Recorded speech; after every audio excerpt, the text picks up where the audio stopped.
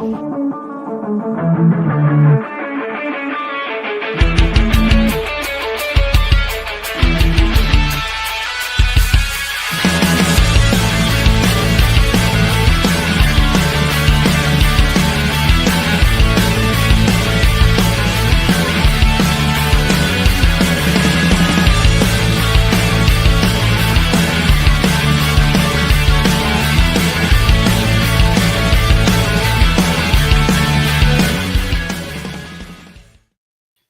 if I actually put the damn mic on. Nope, that's the exact opposite of what I want. That'll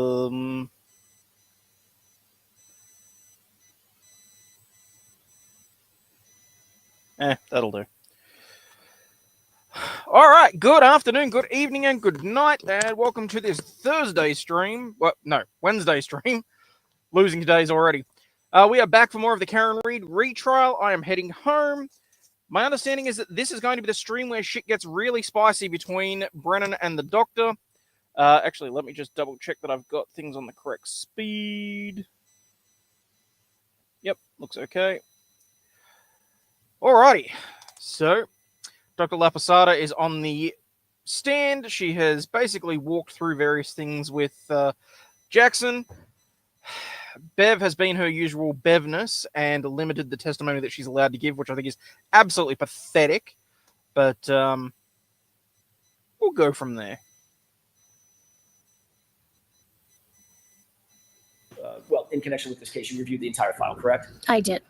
Did you conduct a differential diagnosis as it relates to the potential for hypothermia? Yes, I did. Describe, before we get into your findings or your conclusions and opinions, what is inferential thinking? Inferential thinking is another name for making a differential diagnosis. In other words, seeing a finding and then saying how many ways can I get that finding, and then go and investigate each one of those ways and either rule them in or rule them out as being responsible to causing that finding. Did you note whether or not the medical examiner, Dr. Scortibello, mentioned hypothermia as a potential cause of death in this case? She did put that on the death certificate. Along with something else? Along with the blunt force head injury. Do you agree with or concur with the blunt force head injury as a cause of death? Yes, Mr. O'Keefe died from the blunt force head injury. Do you concur with the diagnosis of hypothermia? No, the body did not have any hypothermia. What led you to that conclusion? Mm-hmm. Well, when you have we know that normal body temperature is around 98, and we know that then at the hospital that Mr. O'Keefe's rectal temperature was around 80.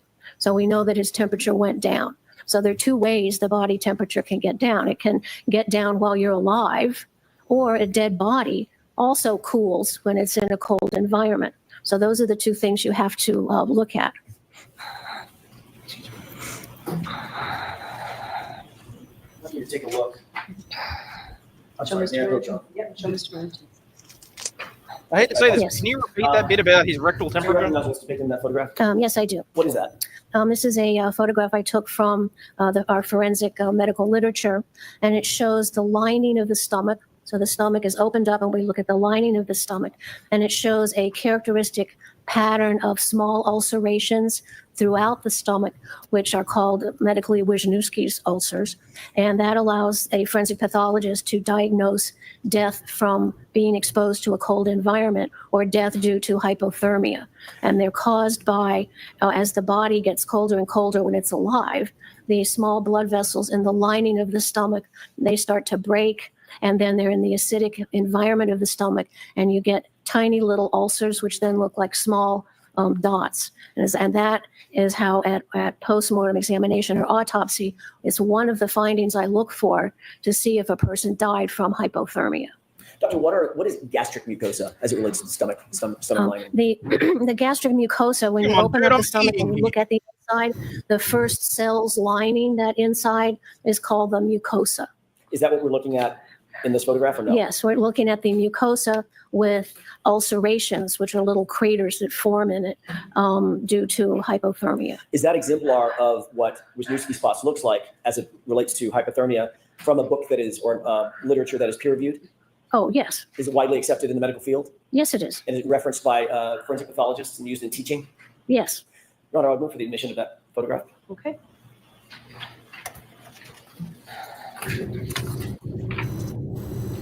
Mainly Acorn, because the alternate theory is that either she ran him over and therefore committed manslaughter because he died pretty much then and there, or the second charge that she's facing is no, what is it? Second degree involuntary manslaughter and leaving the scene of an accident under DUI. Basically, they're playing the prosecution's playing alternate theories. Either he got hit and pretty well died immediately, or they're saying that he was hit, she left the scene, and he died as a result of hypothermia. So the prosecution's really playing two cases there, neither of which are applicable, personally. That's all right, Barb. If you managed to go back and watch it, that's more than good enough for me. Thank you to everybody that's watching across all the different platforms. Appreciate it.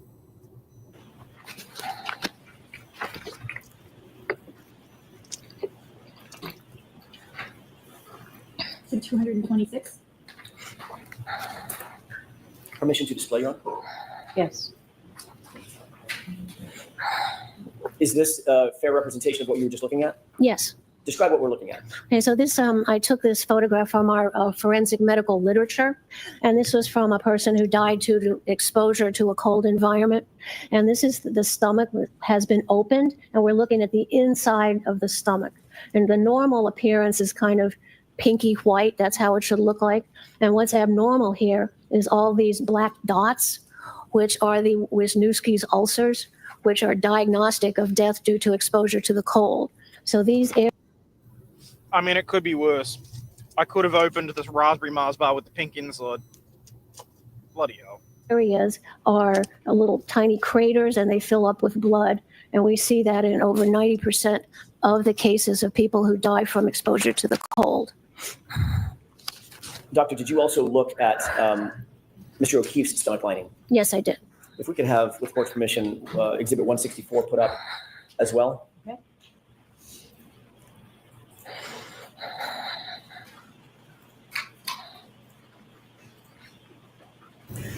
Do you see the photograph on the right? Yes. What is that of?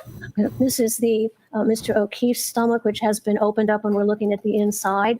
We see that the mucosa is a little bit red, and there's a little bit of increased blood flow here. And this is the normal pattern of the inside of the stomach. It's kind of ridged. That's called rugae. That's the normal folds inside the stomach. But there's no ulcerations here. So the diagnosis of death due to hypothermia is not appropriate in his case. Did you see, or do you see, any classic Wisniewski spots in Mr. O'Keefe's stomach lining or gastric mucosa? No. Do you observe any ulcers specific to Mr. O'Keefe's stomach lining? No, there are no ulcers. It's a normal appearance of what we would call a gross specimen. When you open the stomach at autopsy, you can see some redness of the normal lining of the stomach. Did you, let me ask this first. Do you have an opinion as to a reasonable degree of scientific certainty based on the totality of your review and examination of the autopsy and its associated file, an opinion as to whether or not Mr. O'Keefe died of hypothermia or complications related to hypothermia? I do have an opinion. And what is that opinion? He did not die of hypothermia. And is that opinion to a reasonable degree of medical certainty? Yes. Taking a look at the darker red areas in the stomach lining of Mr. O'Keefe on the photograph to the right, Yes. Exhibit 164, can you describe what those are? What are those darker areas? Here we see a little bit of bleeding. The darker areas are the areas of the lining that are at the bottom of the normal rugae, because the inside surface of the stomach sort of looks like it's covered with little mountains. And so we can get the redness in between what the rugae in the stomach, and there's a little bit of increased redness here, but no ulceration. Do you have an opinion, or were you able to form an opinion as to what the increased redness might be or is associated with? Yes. Did you note anything of significance in the rest of your examination of the file, the autopsy file, the medical examiner's file, that was related to what you see in the photograph 164? Yes. All right, I see its eyebrow for just a minute here. We can take that down. Exactly what's your argument there going to be, Spanky? They laid the foundation for the question. She's the one that went through the reports, a good number of whom were from your own experts. you can't really say it's speculation because the whole point of her being qualified as an expert is to opine, to give her opinion, to speculate on what likely happened. Don't get me wrong, this is very clearly damning for his case, but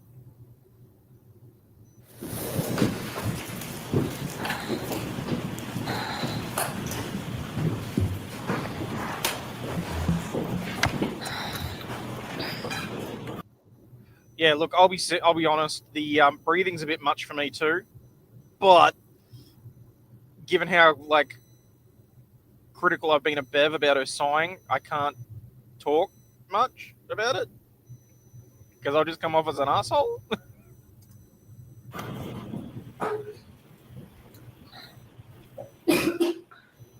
May I continue? Yes. Thank you. With regard to the, it's my word, not yours, doctor, so forgive me, the defects, the redder marks that you're mentioning on the rugae or in and around the rugae, on the gastric mucosa. Did you note that there was a machine that was used for life-saving measures as it related to Mr. O'Keefe? Oh, yes, it caused some damage to the body. Okay, let's talk about that for just a quick second. What is that machine called? It's a mechanical device to administer chest compressions, and the company that makes it is called Lucas, or one of the companies, so it's called a Lucas machine, and it can be attached to the body. Your arms go up over a ridge, and there's a plunger, and it goes around your back, and so it just plunges, and it does mechanical resuscitation and chest compression, compressing the chest. Your body gets treated like a toilet with a stuck turd. Wow. I suppose it's about time they sorted something like that out, but imagine if they didn't get the pressure right. You're going to get more than cracked ribs from that. Holy shit.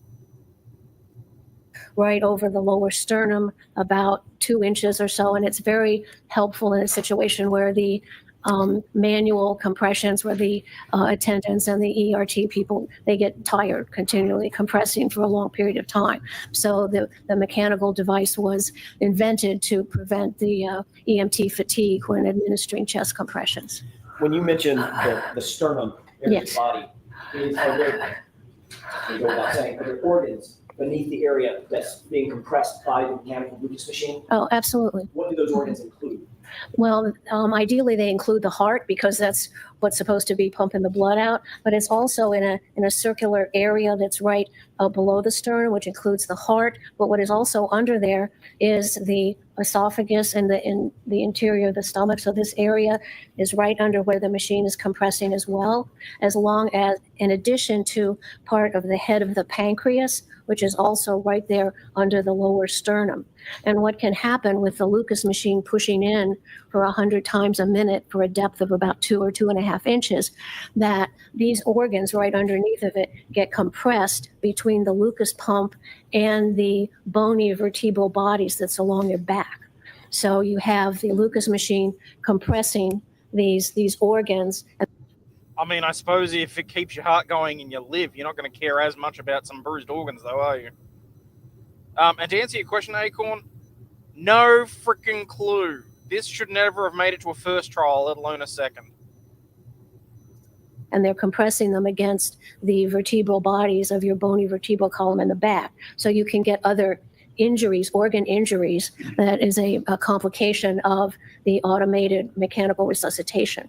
You can get cardiac ruptures, you can get ruptures of the liver, because all those organs are clustered right there, and that machine is pushing those organs in between the pump and the back of the bony spinal column. Doctor, in your review of the medical records, was there any indication that an automated chest compression machine, a Lucas machine, was used on Mr. O'Keefe? Yes. May we can take this down? Yes.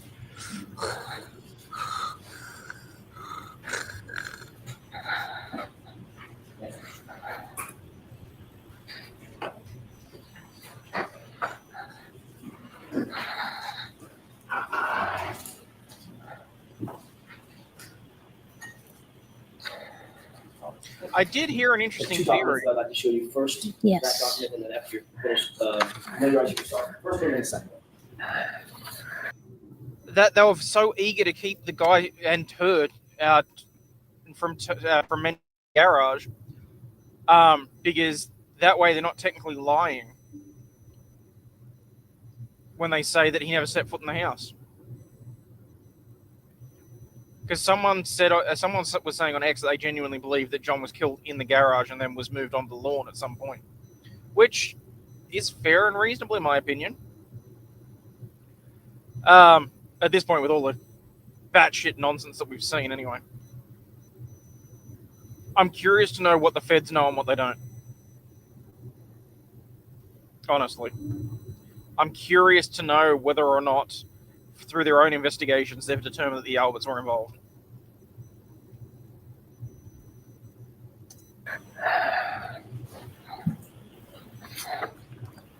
Yes. Taking the first document that addresses the Lucas machine, Yes. how do you recognize that photo or those series of photos and graphs?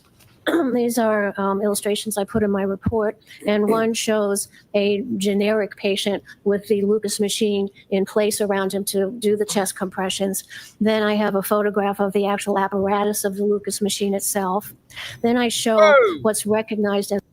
Sorry, just very quickly, we have a viewer over on Twitch. Hello, welcome to the shit show. And yes, Quick Bites, I said like 10 minutes ago that I felt bad if we were making fun about her breathing. Okay, I get it. And no, I did not actually know that was what caused Leonard Nimoy's death. Huh, there you go. As medical complications and injury from that machine. It shows, I have an example of a CAT scan of a section through the body horizontally, right where the plunger goes into the chest. And it shows in another patient hemorrhage around the pancreas and around the top of the stomach. Then I have a diagram also taken from our medical literature that shows the direction of force that compresses those organs between the resuscitation paddle and the vertebral body and the backbone. Doctor, are those photographs and graphs taken from peer-reviewed literature in the medical field that's normally relied on by other medical professionals? Yes. Your Honor, I'd move for the admission of that first document. All right, subject to redaction. I don't think so. I think that that one is not objected to. Okay. So would you hear that? You know, no, I don't generally play games. I watch court trials, but it's just occurred to me that I have no idea what my category is on Twitch.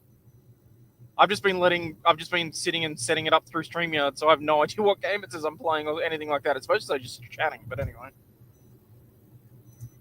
Sure, thank you. Exhibit 227.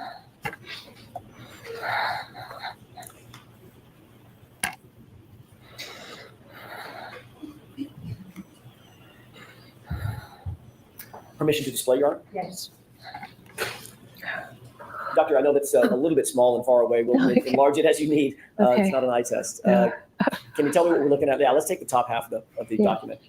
What is that? I don't know what the What's appropriate what's category is. what's I really don't. Machine. in the middle? Okay, so what you see on the left is a anonymous patient showing how the Lucas machine is placed onto the patient, where the arms are pulled up and clasped against these rigid mechanical bridges, and then here is the engine which puts the pump, and that's the pump which just goes up and down to do the chest compressions, and so that's how it's affixed to a patient. To be clear, Doctor, that is not Mr. O'Keefe. That is No, this is could be a model. an unknown person. Okay.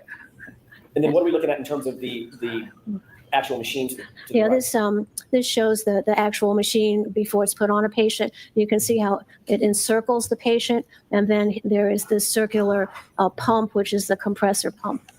If we can look at what is that a picture of the highlighted portion? That's the circular part that actually is projected down onto the body. That makes contact with the chest? Correct, and it has a spring in there that the engine above it gives a certain number of compressions per minute. And you said on average the compressions per minute would be about what? They should be around 100. Okay. If we could go to the bottom half of the page of the graphics. That is honestly horrifying. What are we looking at in this photograph? And we're looking at, on the left side, we're looking at a CAT scan, which scans a person who's had some injury from the Lucas compression machine, and it's a cross section. So the arrow here is pointing to the head of the pancreas and the area of the esophagus, and then the machine would compress down onto that. And the important part is that I don't know if that's working on there. The little thing that looks like at the very bottom, it's circular and then has looks like a little steer head. That's the vertebral column, and that's bone. And so the pump is pushing in that area where the arrow is pushing those organs against the bony vertebral column. Excuse me. And that's on an actual patient that had that. Then on the right, it shows the schematic of the blue arrows indicating the force coming down. Then we see the organs, and the red arrows show how the pancreas can get hemorrhage, and also some of the esophagus that goes into the top part of the stomach. And we see that that's, I can't really see where that, I think it stopped. May I approach you? Yes.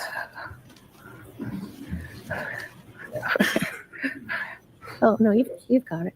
Okay. Okay. So, and then we see at the bottom with those three little things projecting from it, that is the vertebral body, which is made up of bone. So you can see how the chest compressions, not only hoping to save the life by keeping the heart blood functioning, can also cause some injuries and damage, not life-threatening usually, to the other organs there. We can take that down. Doctor, take a look at the second document that's in front of you. Do you recognize what's depicted in that document? Yes. What is that? This is a picture of Mr. O'Keefe, his chest, while he's at the hospital, which shows a lot of the resuscitation equipment. Is that a true and accurate depiction of the of Mr. O'Keefe at the hospital based on your review of the medical file? Yes. I'll move for the admission of that. Okay. Oh. Exhibit 228. Oh, I can only imagine, Barb. It sounds horrific to me, but I gather that it's a life-saving device, but it's not something that I would ever want to have to see employed in real life. It sounds terrifying. Imagine having to stand by and watch a Permission to loved display one briefly. do that. Okay. Taking a look at the photographs to the left and to the right, do you see any indication on Mr. O'Keefe's body that is suggestive that the Lucas machine, where the Lucas machine was situated?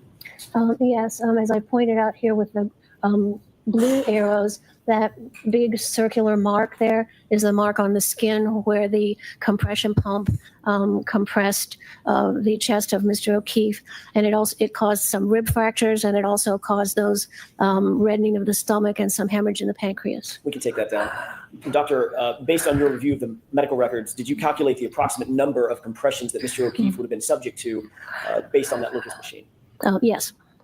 What is that calculation? His body was found around 6 a.m, and he got to the hospital around 6:37, I think. So if they put the Lucas machine on him when they got him into the ambulance, and it's compressing at 100 times a minute, and that is from the time of the body being discovered to the time at the hospital, that's around 37 minutes. So if you multiply 37 minutes times 100 compressions a minute, that's around over 30,000 compressions that would have been done to Mr. O'Keefe's body in the course of his resuscitation efforts. Doctor, do you have an opinion as to what caused the hemorrhaging that we saw on Mr. O'Keefe's stomach lining? Yes. What is that opinion? It was from the blunt compression of the Lucas machine. Is that opinion to a reasonable degree of scientific certainty? Yes. The sheep are getting way too bold earlier around here. that there is a difference between someone dying of hypothermia, complications associated with hypothermia, and a body that's already passed away just cooling, correct? Correct. Do you have an opinion as to a reasonable degree of medical certainty as to whether Mr. O'Keefe suffered from hypothermia? I do have an opinion. What is that opinion? He did not experience hypothermia. Did you He wasn't observe any alive long signs enough. of frostbite? No. Did that have any weight concerning your opinion, overall opinion, as to whether or not Mr. O'Keefe died with complications associated with hypothermia? Well, if someone dies due to exposure to low temperatures, you expect to see not only the Wisniewski ulcers, but you expect to see some frostbite changes in the extremities.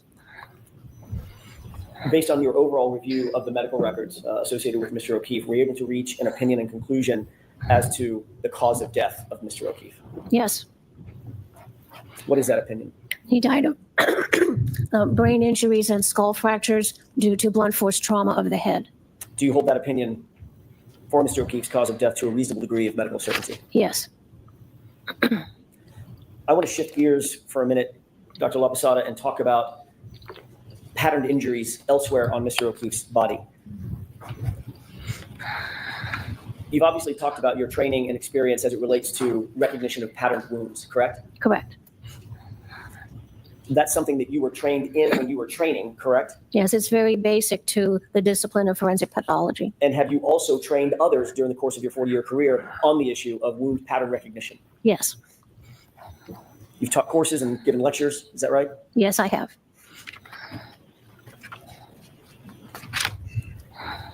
I'd like to show you Exhibit 167 with the course permission. Okay.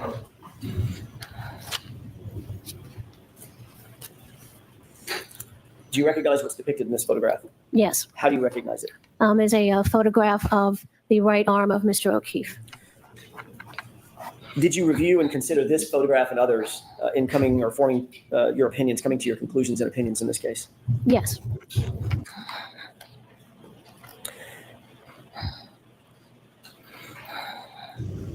In order to Yes, come to your ultimate opinion and conclusion, or opinions and conclusions in this case, is it important to take all of the injuries that a decedent may have suffered into account rather than one or two piecemeal? Now, you have to look at the whole picture to understand what happened to the body. Why is that? What's the importance of that? It may be obvious, but explain that for the jurors, please. Well, there are, when you're looking at changes and injuries to the body and trying to understand what happened to the body, there are different patterns of injuries on different parts of the body. And by trying to separate those and understand what patterns were caused by certain things, then you're able to put together a sequence of events that happened to the body prior to death. What role do photographs play in a forensic medical examiner reviewing the medical evidence and coming to opinions and conclusions? How important are photographs? Oh, those are huge. It's standard practice to always document at the postmortem examination important findings with photography.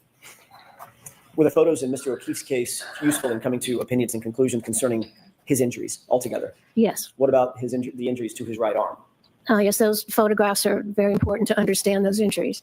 Do you believe that there is a patterned injury on Mr. O'Keefe's right arm? Yes, there is a pattern injury there.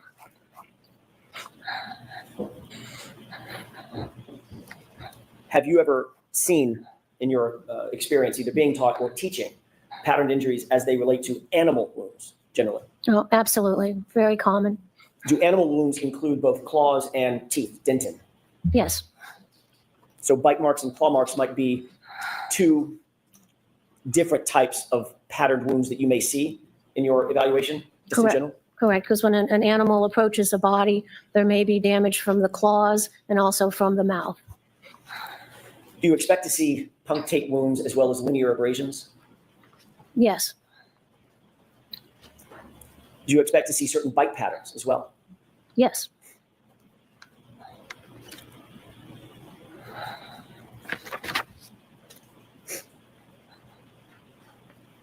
What types of injuries, let's talk about animals in general, what types of injuries do animals produce on the skin of human beings?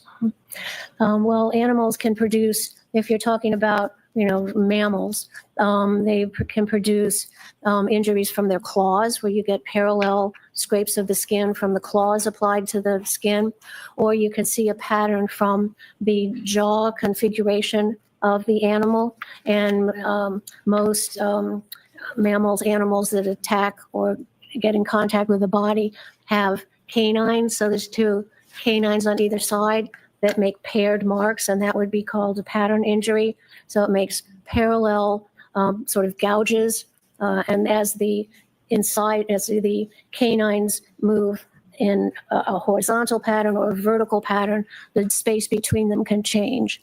The other thing you see in a animal bite is you see not only the canines that come out, but depending on how the jaw is applied to the body, you can have little dot-like imprints in sort of a U-shaped pattern, which are from the incisors, the little incisors of the animal. So you look for punctures, you look for paired gouges, which would be the canines, and then you look for arced patterns of little dots, which can be the application of the incisors of an animal bite. What is an incised wound?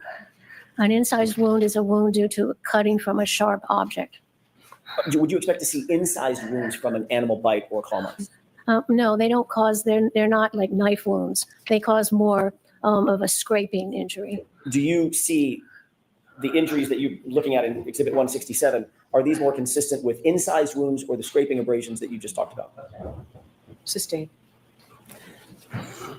Were you able to determine from your review of the medical records whether the injuries that you see on Mr. O'Keefe's right arm were pre-mortem or post-mortem? They were, oh yes, I can determine that. They were inflicted prior to death. Do you have an opinion as to whether or not the wounds that you see, the patterned injury that you see on Mr. O'Keefe's right arm is consistent with an animal bite or claw marks? Yes, it is, very much. Thank you. We can take that down.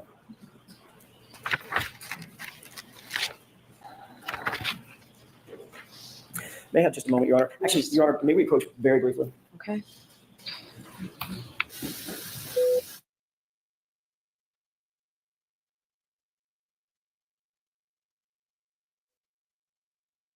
Oh my god, how long have I been muted for? Oh, son of a...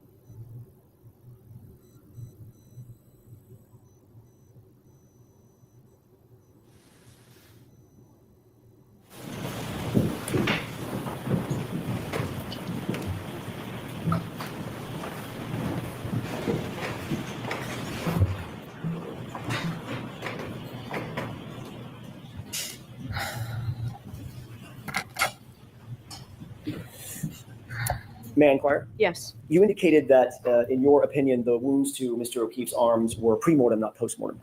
His right arm, I should say, were pre-mortem, not post-mortem, correct? Correct. What's the basis for that opinion? Well, a forensic pathologist has to be able to differentiate changes that happen to the body while the person is alive versus things that happen after the person is dead. For instance, there is something called post-mortem predation, where if the body is out in the woods and dead, then wolves and such can come and make, quote, injuries to the body. But we're able to tell from our training and experience that those were made after death. The usual way we tell is that when it's made during life, the blood vessels that are damaged, the heart's pumping blood through. So you can see a reddish color and maybe some blood around it.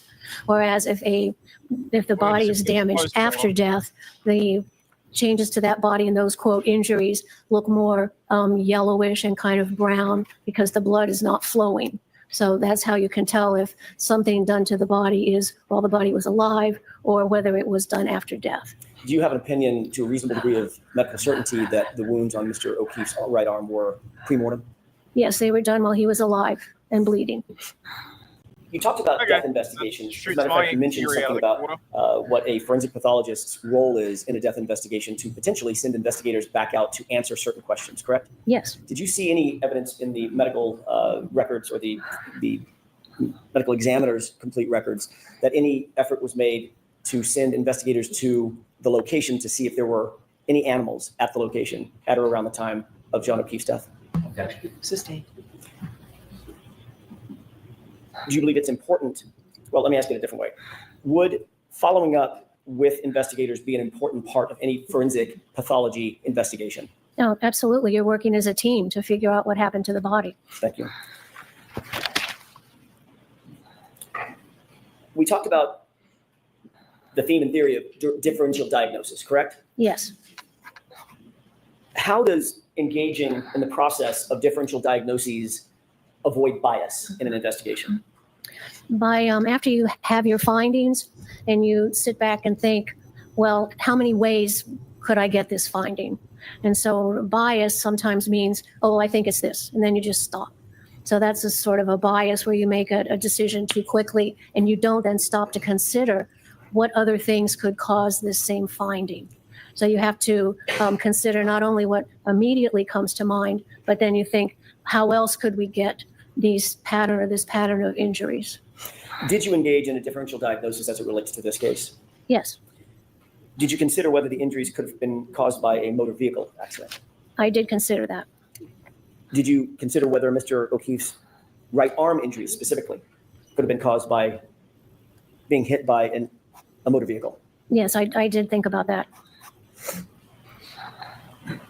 Were you able to rule that out? Absolutely. Not. So the objection sustained, jurors strike that answer. Tell me about, well, let me ask it this way. Did you come to an opinion or conclusion as to whether or not Mr. O'Keefe's injuries as a whole were produced by a motor vehicle pedestrian incident? Sustained. Stop asking wordy questions. They're leading. You indicated that You know that Hank's going to win that. thousands of autopsies yourself, correct? Yes, You've supervised many times more that. correct.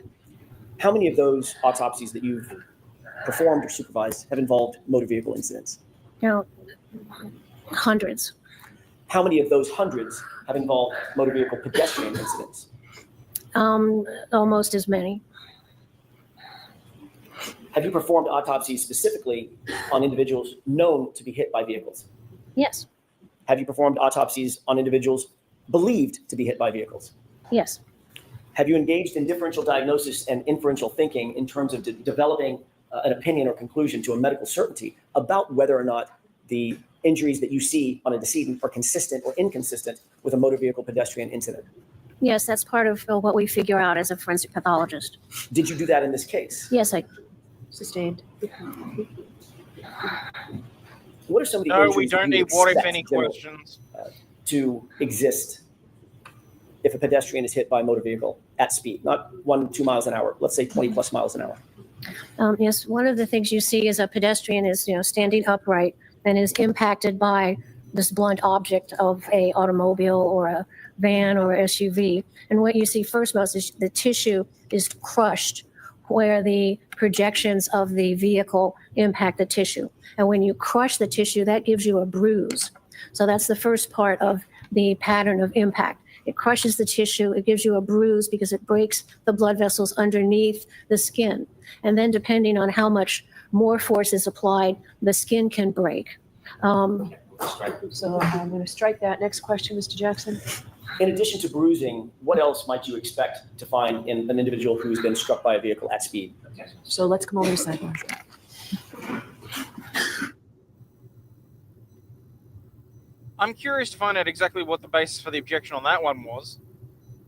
She's a medical MD with experience in forensic pathology. I'm pretty sure she'd be able to opine as to what injuries you can expect from someone dying from a car accident.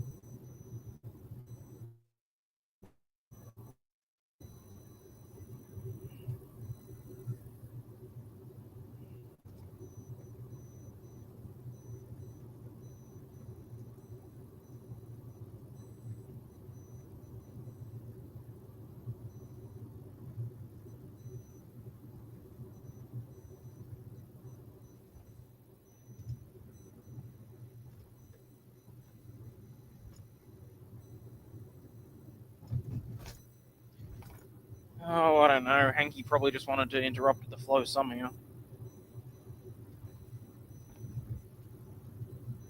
Given that he's worked with this doctor and that he's actually employed her previously, like,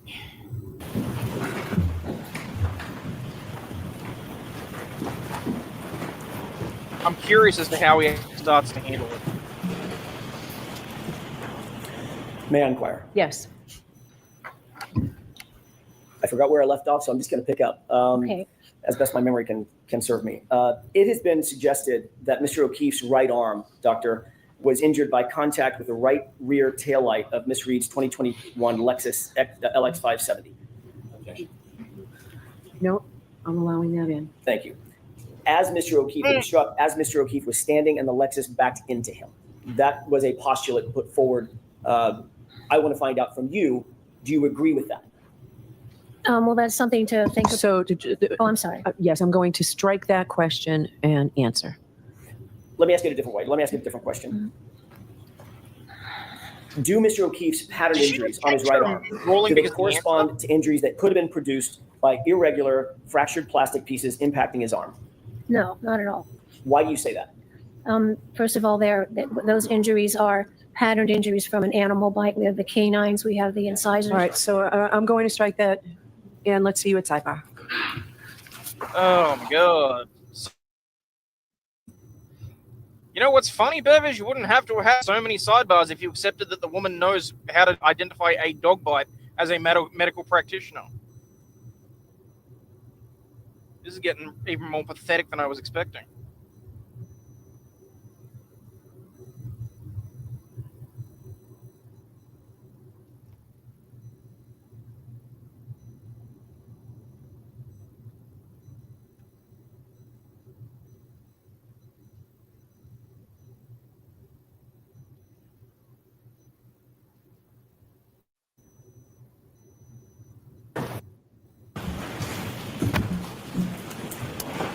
May I, Your Honor? Yes. In your report, Doctor, you indicated that Mr. O'Keefe's patterned injuries on his right arm do not correspond to injuries that could have been produced by irregular fractured plastic pieces impacting his arm.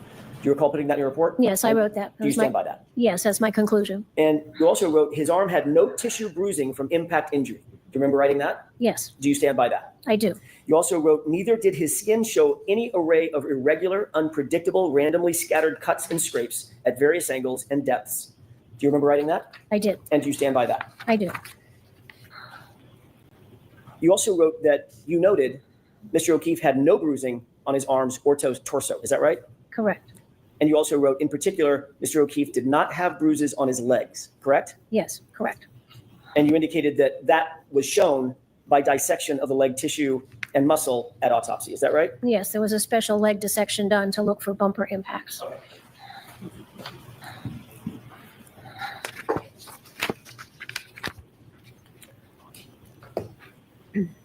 You reviewed the entirety of the medical records associated with the autopsy, Yes, including photographs, taken to the hospital. Yes, okay, and autopsy photographs, yes, and other data and documentation, correct? yes. Are x-rays an important part of an autopsy generally? Oh, yes. Usually there are x-rays taken of the body prior to the examination. What do x-rays show? Why are those important? They're important because they show foreign material in the body, like a bullet. They also image the skeleton, so we can look for fractures of the bones.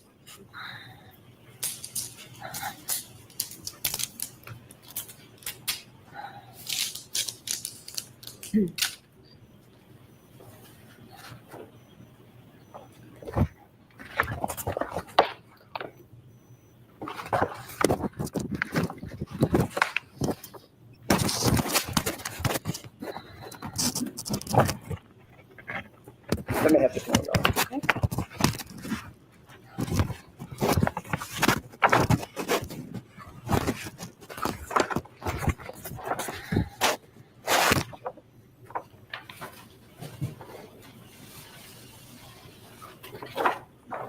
May I approach? Okay.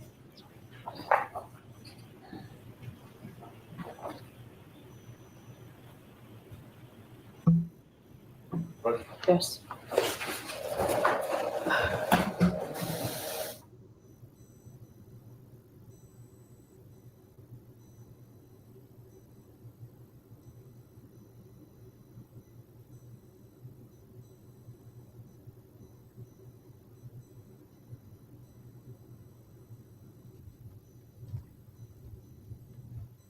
Wait, did they just pull out x-rays? I thought Walt just said that there were no... Wait, what?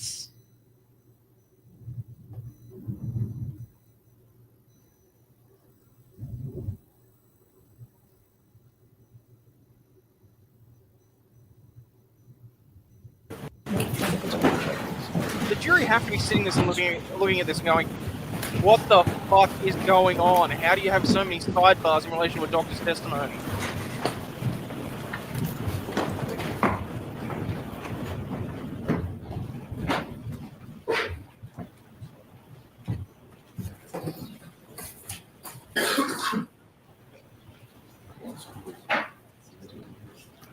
May be seated. Dr. Lapisati, you can step out. Okay. All right. I did receive another motion this morning for a curative instruction. I'm not going to even consider this today. We can just get, we can. Wait. They called a sidebar and then had the jury leave?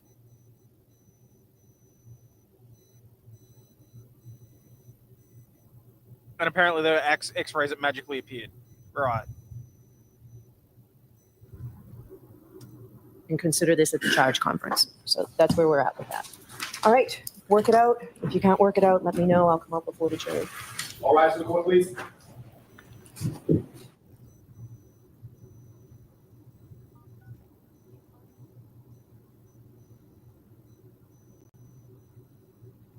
So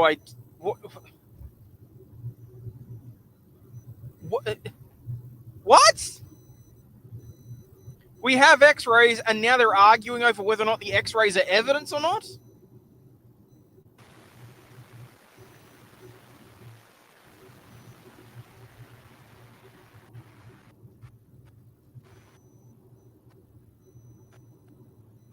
I'm not sure I'm going to make it through this drive.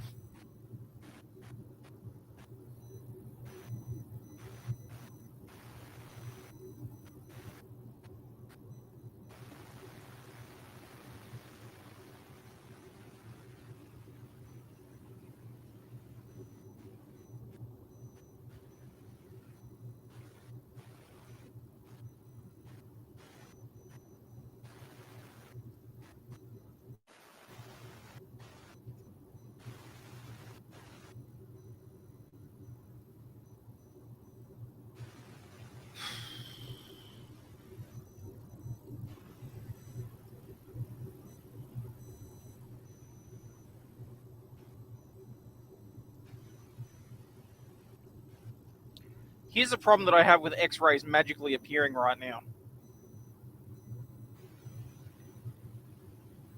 If the X-rays were taken at the time, they would have been included in the ME or the forensic pathologist reports that were done for the prosecution. Which means Spanky's had them this entire time.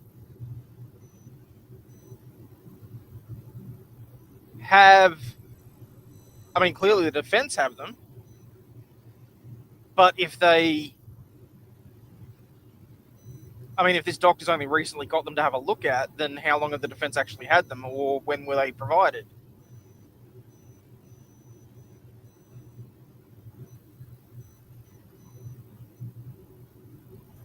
See, this is what I was talking about earlier today when I said I'm over prosecutors selectively determining what evidence to put into trials. From a prosecutor's standpoint, as far as I'm concerned, every piece of evidence should be introduced. It should not be in their discretion as to whether or not to introduce X-rays of an arm, for example. It should not be in their discretion to say, oh, well, here's a piece of evidence that we think doesn't fit with our circumstances, so we're not going to provide it to the jury because we think it's more likely to lead to a conviction. It's just...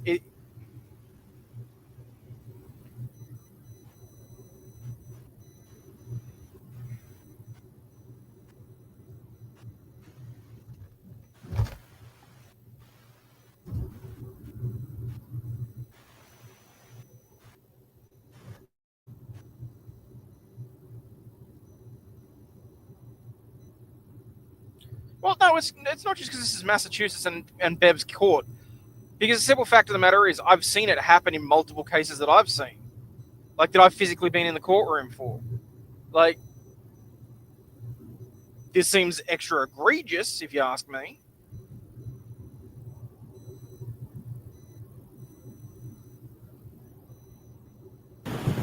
Counsel, why don't I see you while the jury...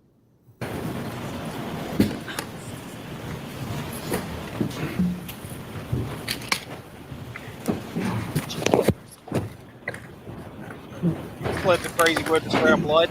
I agree with you. Counsel, why don't I see you while the jury's coming in? Like I said, I laid all of this out for Lady Overlaw'd last night as well. And she can't understand how there haven't been sanctions, how there hasn't been a bar complaint or something along those lines, or, because some of the stuff that's happened in this trial is just egregious. Steph, you don't have to be polite, sweetie. It's not quite Somali rules here, but I'm not keeping anyone from giving their opinion.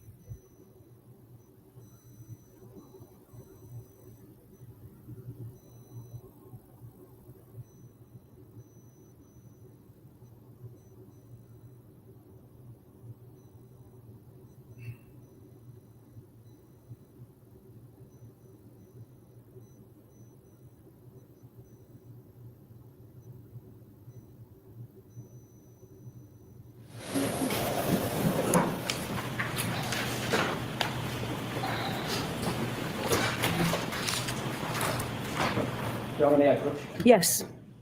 On the court's bench, there's an item that I have to treat back. Miss, we need that marked for identification. I need all three of them marked for identification. Okay, and we'll do that afterwards. Just please go ahead. You see any x-rays? I did. What were the x-rays of?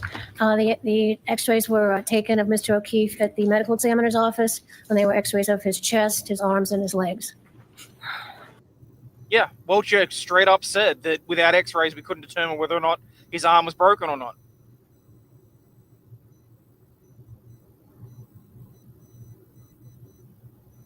Oh shit, now I understand why someone said that Welcher's, if they bring Welcher back on rebuttal, his testimony is booby-trapped. Oh, damn.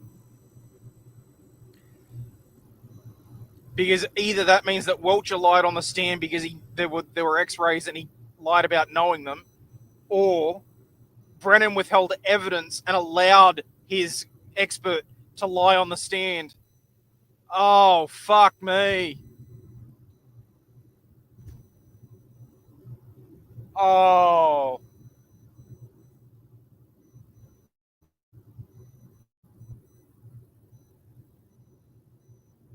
Oh, I think I just orgasmed. Sorry, that was really crass. I had to say something while my brain rebooted. What a stupid fucktard!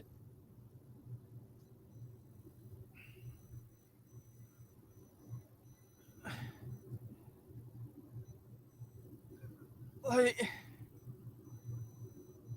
it's not even that he's going to be impeached, though, Flightless. If Welcher comes back, then there's a serious open question. Because it's either he fucked up and lied saying there's no x-rays, so I can't determine whether or not the arm was broken, or Brennan's deliberately withheld evidence and allowed an expert to lie to the jury. Because there was a lack of available information.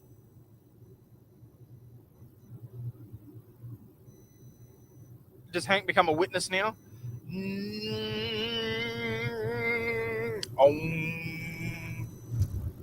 I wouldn't think so.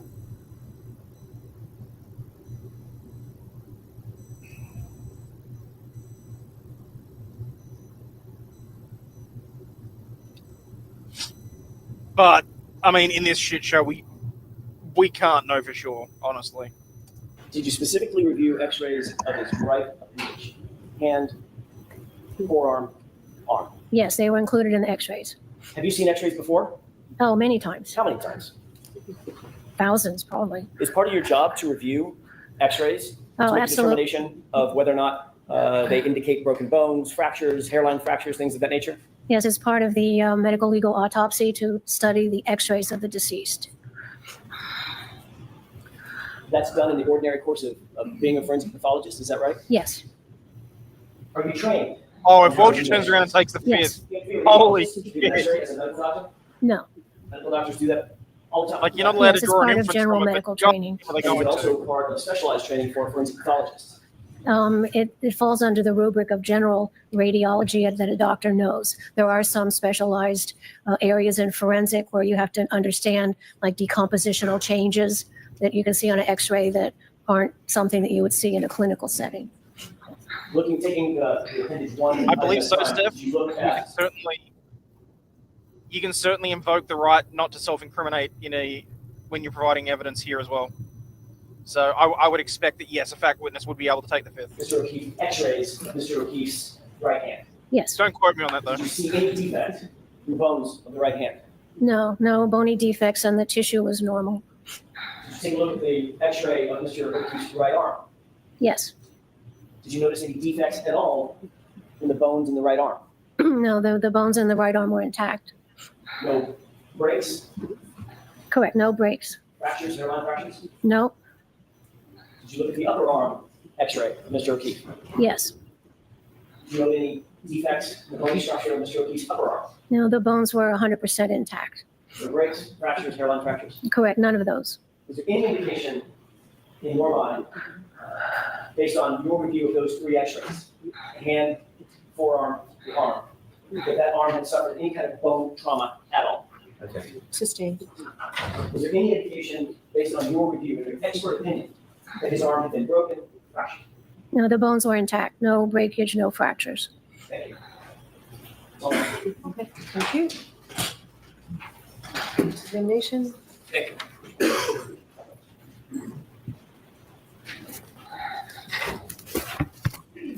Good afternoon, Dr. Laposada. 6 minutes till the afternoon. Good afternoon. That's okay.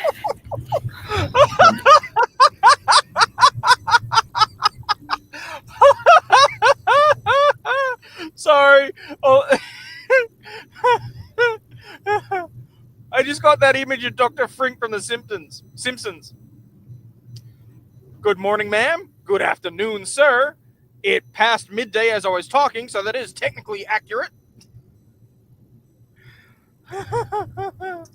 You wrote a report in this case, doctor? Yes, I did. Do you think that based on your analysis, was Mr. O'Keefe thrust backwards? Is that what you determined looking at his head injury? That he was, I didn't understand you had your hand in front of your Sure, mouth. I'm sorry. Yeah, You talked about a head injury that Mr. O'Keefe had that Yes. he suffered from yes, that caused his death. yes. Was that caused by being thrust backwards? Yeah, the motion was upwards, down. Okay. And the way you just showed it could be a fall. Correct. Did you have an opinion looking at his wound that he was thrust backwards? What do you mean thrust? His body went backwards. There may have been some applied force to it. I don't know about thrust. I'm asking if you have an opinion. Your words. Do you have an opinion about thrust? What do you mean thrust? Did the forensic pathology diagnosis mean Mr. O'Keefe's body was thrust backward?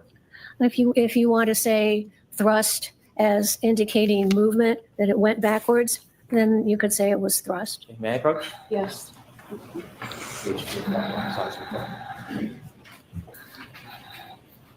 I'm showing you page 2 of your report, Dr. Laposada. Yes, I'm just going to ask you to read it, not out loud, and then I can ask you another question if we take it, but no. Are yes, yes. you familiar with that? No, absolutely.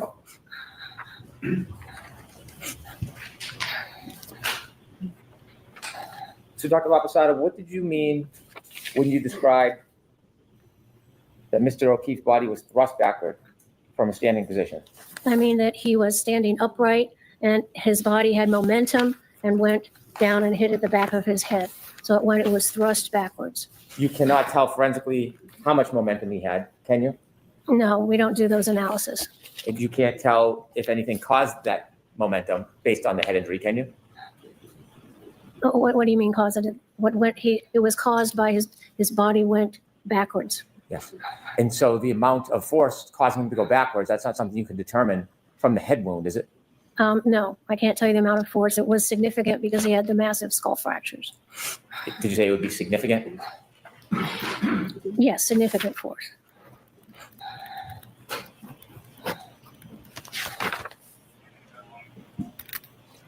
In modern medicine, there are a number of different machines that can help us see the brain, like a CAT scan, perhaps, Sure. MRIs.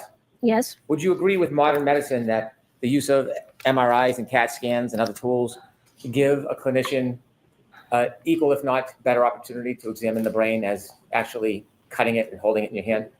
No, the actual gold standard is the pathology, to be able to have the brain in your hand, look at it with your naked eye. And we have conferences in the hospital where we meet with radiologists and say what we find at autopsy and see if their radiology was correct. Can CAT scans and MRIs show contusions on the brain? Well, they might. Subdermal hemorrhages? Subdural hemorrhages. Yes, they can. Herniations? They can. Do you have any doubt about the modern medicine and the use of MRIs and CAT scans? Do you think they're inadequate in any way?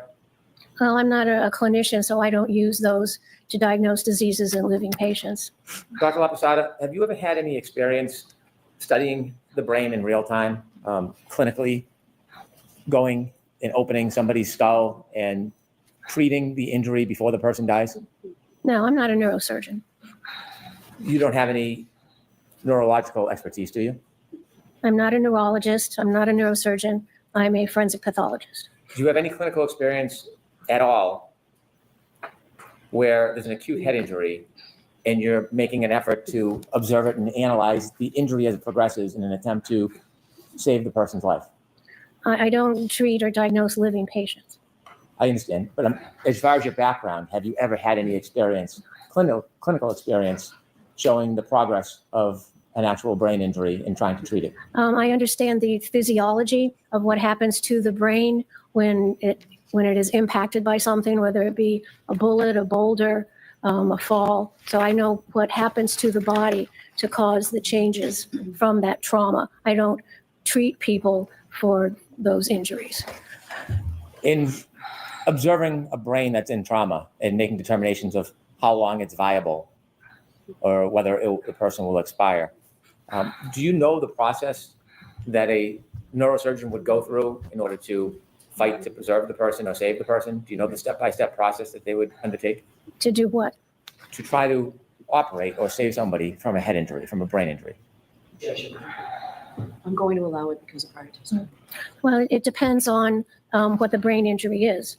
If you have head injury and you have bleeding on the brain that's pushing the brain one way or the other, it would be a subdural, then a neurosurgeon would come in and try to take that blood away so it doesn't compress the brain. So that's something that neurosurgeons do to treat head trauma. They can also put in drains into the ventricle of the brain, and that can relieve pressure in the brain because that brain swelling is a bad thing. So those are some of the things neurosurgeons do to treat brain injuries. And can they remove part of the skull to relieve pressure? Oh, yes, they can do that. It's called a craniotomy. They can take out part of the skull if they need to.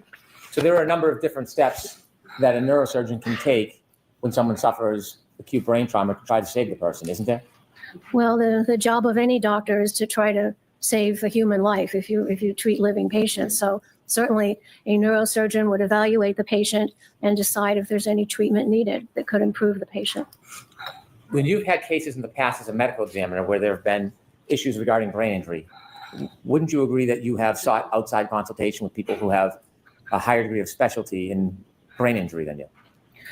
Sometimes what we do is when we're examining the brain, we can call in for a conference and have a neuropathologist come in and review the brain with us. And back when you were a medical examiner, you did that on a number of occasions, didn't you? Yes, that's routine.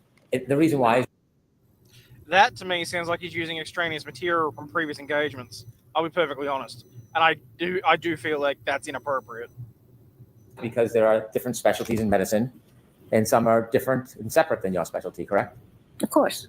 And a neurosurgeon or a brain surgeon, it would be a different specialty than yours, Yes. and they're focused on the brain, yes? A neurosurgeon does brain surgery. And so, how many times in your career do you think that you've assisted the help of neurosurgeons to take a look at brain study to help you? I've never needed to speak with a neurosurgeon to look at a brain. Sometimes we call in neuropathologists and we have a forensic neuropathology conference where we look at brains with the interns and residents. How often would you call a neuropathologist? Maybe once a month we would have a routine conference. And again, the neuropathologist that's dealing with a person's brain after they're already died. Correct. So it's not a clinical setting or a clinical experience of actually watching the brain at work and seeing the injury as it progresses. We don't do neuropathology like that on living people. The person is deceased. G'day, Lefty. Thanks very much for the raid. Make sure you're smacking the like button as you come in, people.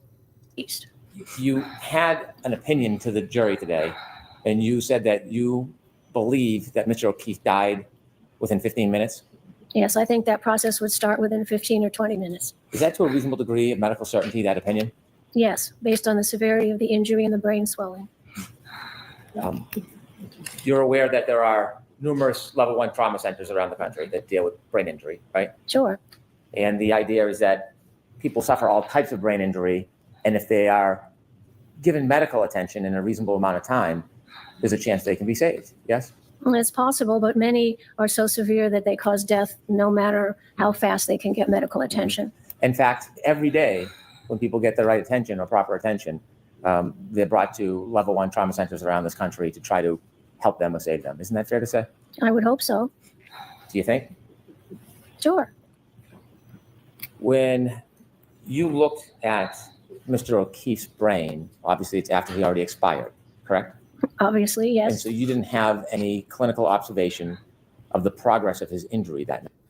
Oh my God, this is literally the setting for the joke about the doctor that says the lawyer could be the brain. Oh. A doctor's on the stand. The lawyer says, so was he still alive when you were performing the autopsy? No, he was dead. How can you be sure he was dead? Well, his brain was on the table next to me. Well, could he still have been alive? Well, yes, I'm sure he could have been alive and practicing law right now. It's literally the horse walks into a bar situation. This is hilarious to me. Night, did you? I was not observing him. I did not observe how he got his injury. When you Oh, Steph, thank gave you an so estimate much. or you give an opinion about how long he was alive for, are you aware that there's certain tests Now I that are gotta work done out how to turn the by ads off. neurosurgeons when people are suffering brain injuries, but there's an attempt to save them? Sure. Have you ever heard of a Guzman coma score? Glasgow, you mean? You know, with his Glasgow, but you've heard of Guzman? It's called Glasgow coma score. Have you ever seen the assessment that a level 1 trauma center goes through when they're trying to save somebody with a brain injury? I'm generally familiar with the emergency procedures to save somebody's life. Have you ever read any statistical studies attempting to correlate the brain injury with the time somebody would live for? I'm aware of that, and I see that in my practice of people who have survived brain injuries and died of something else. Then I can look at the brain and understand how the brain can heal or react to injuries. And many people who suffer coup contre coup will go into a brain surgeon center, and many of them pass after time, don't they? Now, every case is different. Right. Some might live for an hour, hours, weeks, months, or survive the injury. It Isn't that fair to say? it depends on the case. In this case, you don't have any objective criteria to identify the amount of time Mr. O'Keefe would have lived if he had the appropriate help. Isn't that fair to say?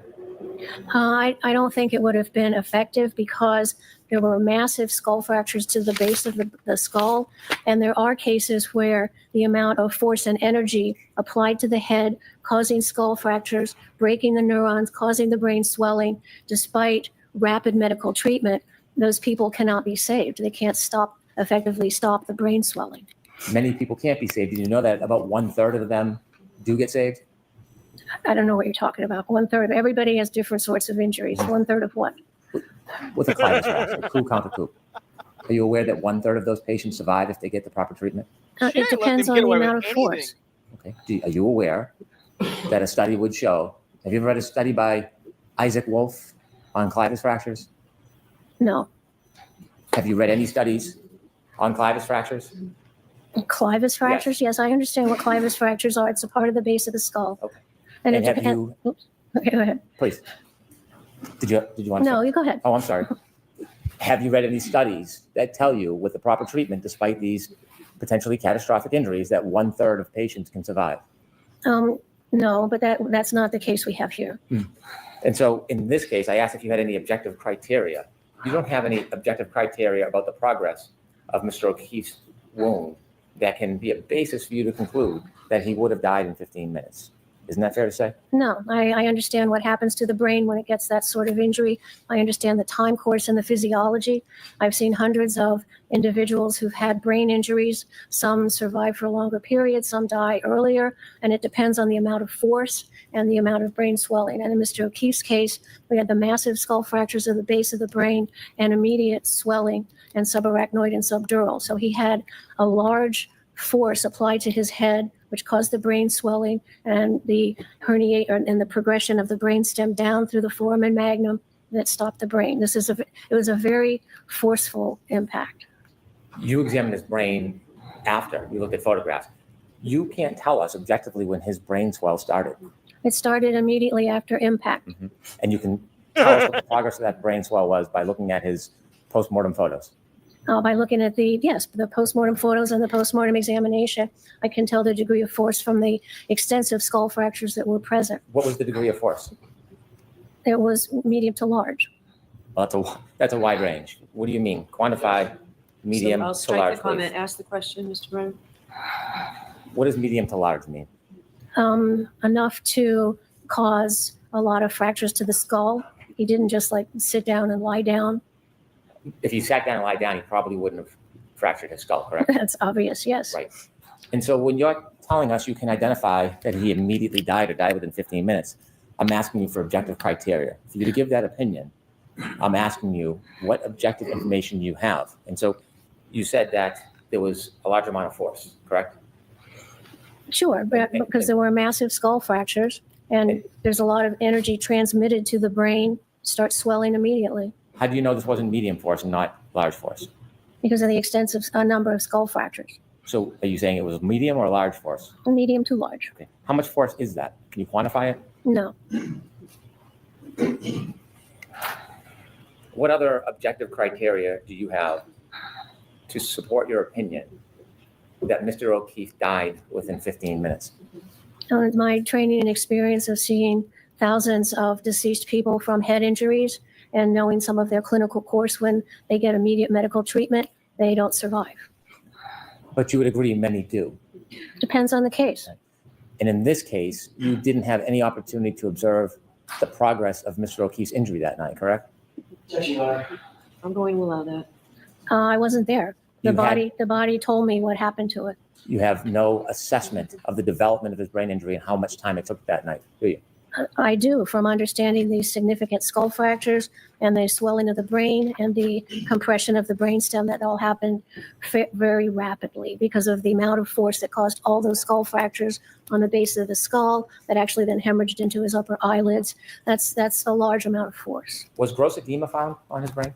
I think it was swollen, yes. But was that a finding? Yes. Where did you see that finding? Well, in order to have the herniation of the brainstem, the brain swells. Where did you see that finding?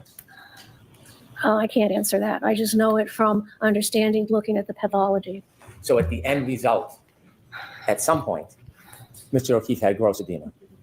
In order to get the brain stem hemorrhages, the only way you get that is because the brain has swelled. And there's no, after injury, tissue swells, and there's no place for the brain to go when it swells, except down into the natural hole in the bottom of the skull where the spinal cord goes down. So that's where the pressure goes. So that seeing the brainstem herniation tells you that the brain has swollen a lot. Undoubtedly, but it doesn't tell you when it began to swell or the progress of that swell, does it? I don't know what you mean. You see inevitably because of the swelling, there's the suffocation, but when you see that, you don't know when the swelling began or how quickly it progressed. You can't tell that from an autopsy. Yes, you can, because of the severity of the skull fractures. I know there was a lot of force, and that force applied causes you to go unconscious, then your brain swells. If there was just like one skull fracture, then that's a little bit different. But this was massive skull fractures on the base of the skull. So there's a lot of force applied. So I know because there's a lot of force applied to cause the skull fractures, that the brain would swell rapidly. You would be unable to identify the rapidity of the swelling if you don't know the amount of force. Isn't that fair to say? Well, I do know the amount of force because of the amount of skull fractures. In what you know is, in your words, medium to large force. Yes. You've heard of periorbital ecchymosis, Yes. and that's sometimes called raccoon eyes. Well, periorbital ecchymosis just means bleeding and bruising around the eyes. And you saw the bruising around Mr. O'Keefe's eyes, didn't you, in the photographs? Well, it wasn't bruising caused by blunt force trauma to the eye. It was bleeding in the upper eyelid because the plates above the eye and the base of the skull were fractured by the brain hitting it. So then that's a result of basilar skull fractures and not the application of force directly to the eye. Would you agree it takes a few hours for the bleeding to accumulate in the person's eyes? No, as soon as you break the skull bones and the heart's pumping, the blood comes out of those injuries. So It starts to accumulate right away. It starts within minutes, you can see it. So you would disagree with the suggestion that it takes at least 1 to 2 hours for that bleeding to occur in the eyes. You disagree with that? I do disagree with that. It starts immediately. Do you have any studies that you've relied on or literature or support for that? I understand the physiology of what happens when you get those skull fractures and the density of the blood vessels. And if your heart is pumping, you pump the blood out those broken blood vessels into this small area above the eye. And it can happen within minutes. Do you have any studies or literature to support that? That's my training experience. I can't cite you a particular article at this time. I could certainly go look it up and bring it to you. Okay. Let me ask you questions about the wounds to the back of Mr. O'Keefe's Oh, there head. is literally. Yes. She just doesn't You know see what a I'm linear talking about. abrasion? Yes, the vertical lines, yes. Now, would you characterize this as a classic wound caused by falling backwards and landing on your head? What do you mean a class? Every wound is different. Every wound is different? Sure, every person's different. Every way you get injured is different. And so Except somebody that falls everybody backward moves. on their head and suffers the basal fracture. The wound, from your I don't know perspective, why. can look different. Don't It expect depends on the impacting surface. don't expect logic out of me today. Wounds on the same surface, say two people fell on the same surface, could they have different wounds on the back of the head if they suffered the same injury? In theory, if they rotated their body, if you could reproduce something exactly, then you would see the same wound patterns. This wound pattern is typical of falling backwards on a hard surface, isn't it? We know it's from falling backwards and striking something hard. Can the frozen ground be hard? A frozen ground can be hard, but it doesn't fit the pattern in this injury. We'll get to that, but is it Oh, okay. hard enough to cause a basal fracture? It can cause a skull fracture. The frozen ground is different than a sheet of ice, right? It's not smooth and flat like a sheet of ice, is it? It could be, I guess. You mentioned there's some granular patterns in this wound. Yes. Didn't Yes. you? The area in front of 34 Fairview, the frozen ground, do you know if there was any impediments in the lawn that was frozen? In the what? Oh, the lawn? Yeah.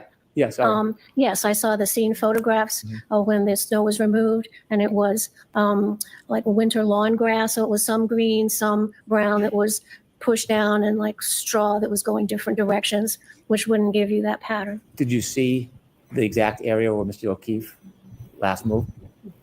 I saw that general area, and there were a lot of photographs. Well, Yes. You say general area. Can you tell us that you saw photographs of the spot where Mr. O'Keefe was lying when he was found? Yes, that general area. Could you see the ground where his head was? Can you identify that? Yes, with the scene investigation, they shoveled the snow off of that area. And you had never had a chance to go out to that scene yourself, did you? No, I just looked at all the photographs. You cannot see what's under the grass and the dirt, can you? Well, dirt's under the grass. Well, do you know if there's any rocks or impediments or bumps? It was a smooth surface covered with grass.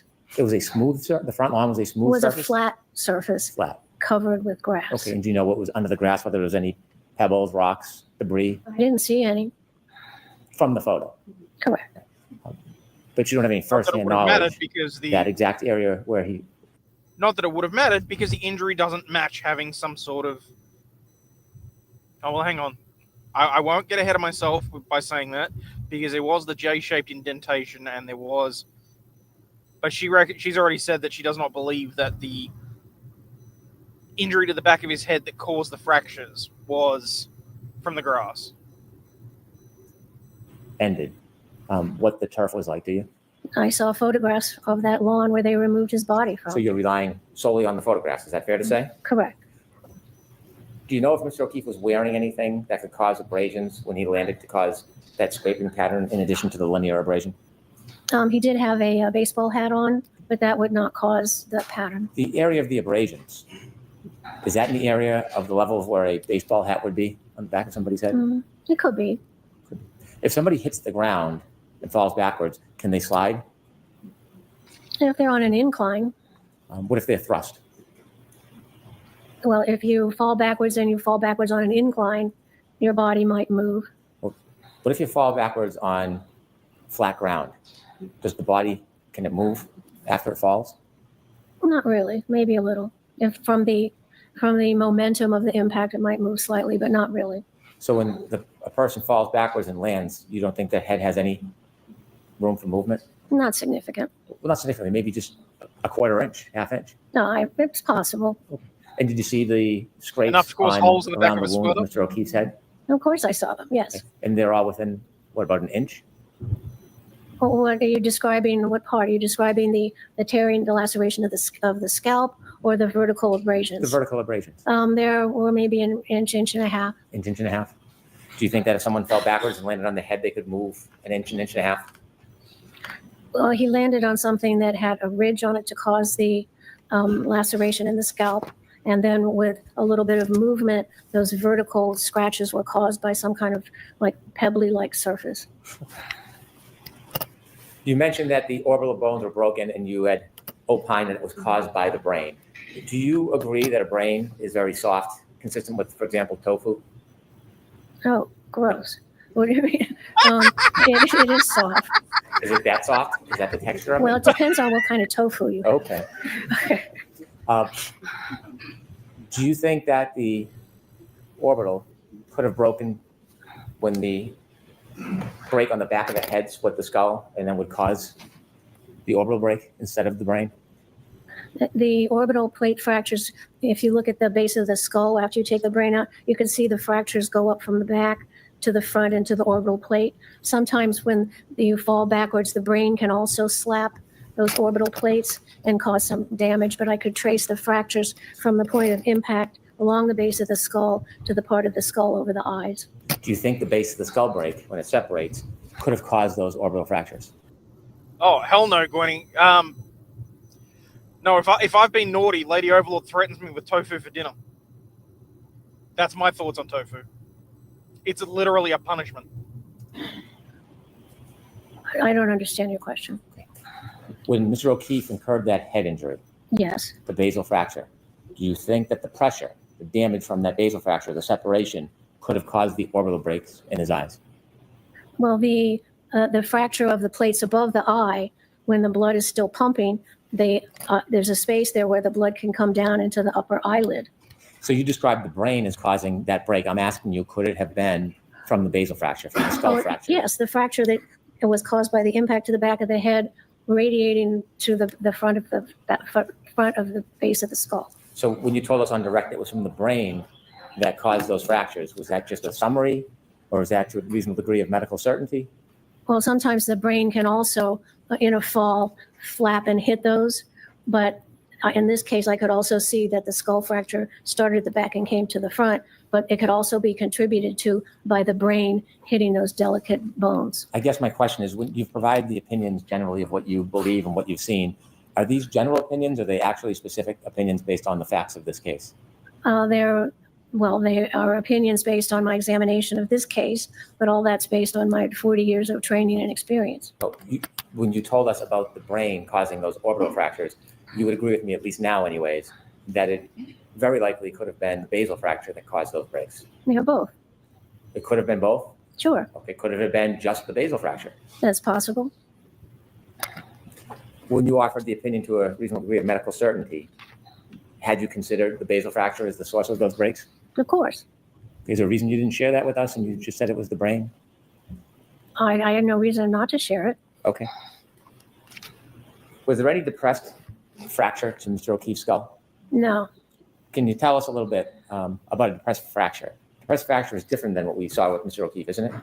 A depressed fracture is when something fractures the skull and then pushes the skull and moves the skull inward. This just had a fracture, but it didn't move the skull inward. And you've seen depressed fractures in your practice over 40 years, did you say? Of course. In those 40 years, depressed fractures can happen from sharp objects? That's actually a really great idea, Jim. Would someone mind just putting in the comments a timestamp for me? It'll save me having to go back and rewatch the entire stream. Sure. Pointed objects? Sure. If someone hit a person in the back of the head with enough force, with like a hammer, for example, that could leave a depressed skull fracture, couldn't it? Certainly. You can hit somebody on the head with a hammer and cause the fracture, and then the continued force will move that fracture into the brain.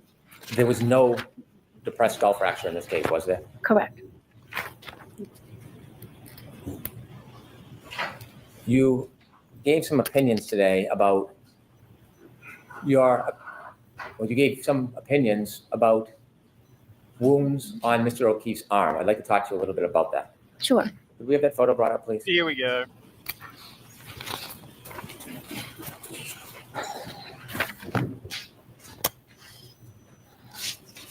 Do you see all of those superficial abrasions?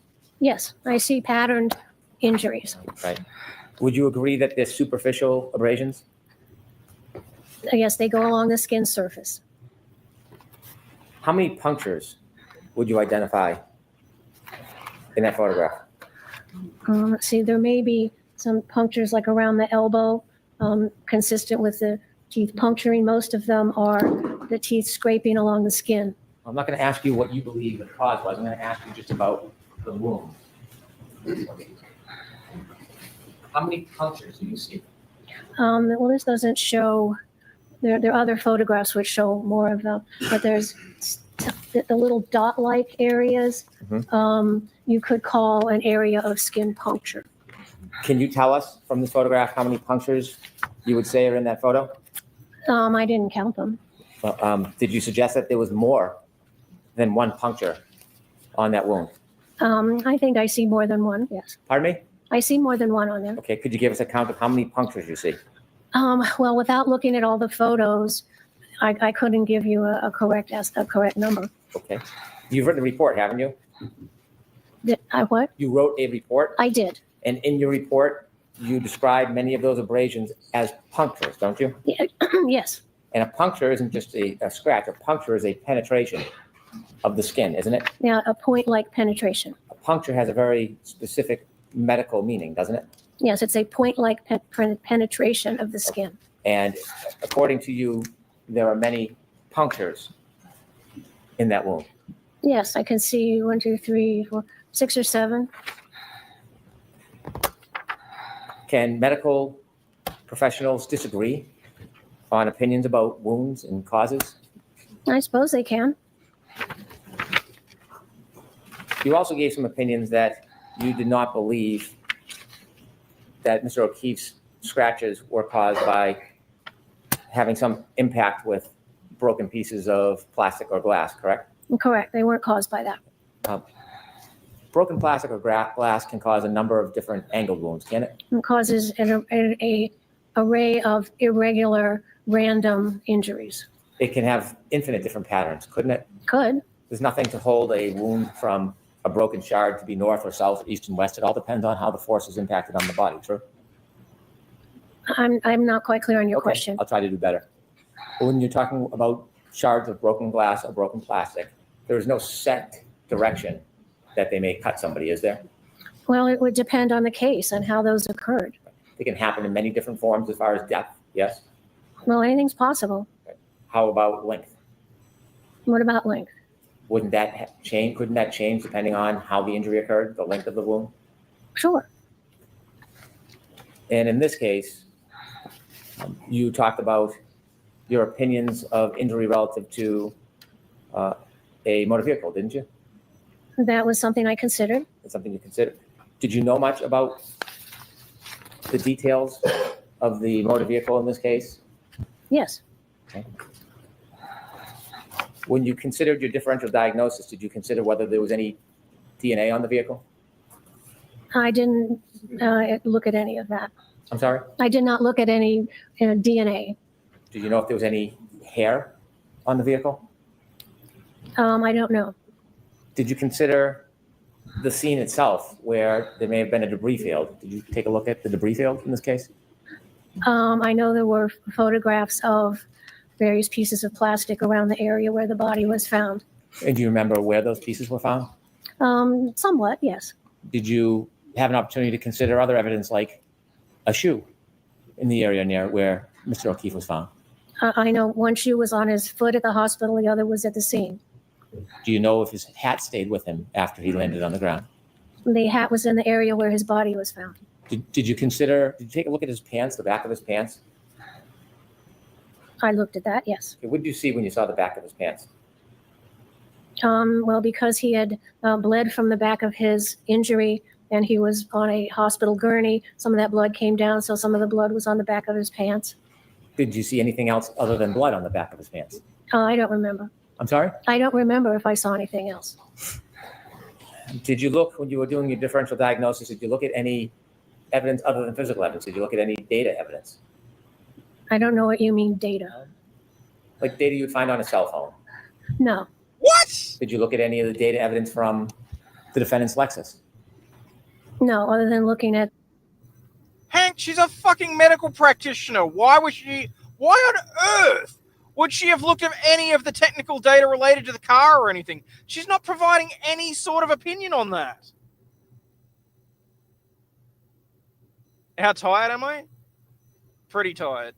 I'm not going to lie. I've been doing this for almost 6 months now, and I can't wait to move. The contours of the back to see if it had impacted Mr. O'Keefe. When you were doing differential diagnosis, did you look at any information that would tell you what the speed of that impact may have been or allegedly was? Well, it didn't hit him, so it doesn't matter. Okay. So you didn't care to know anything about the car or the data in the car because you had already formed your opinion? Hang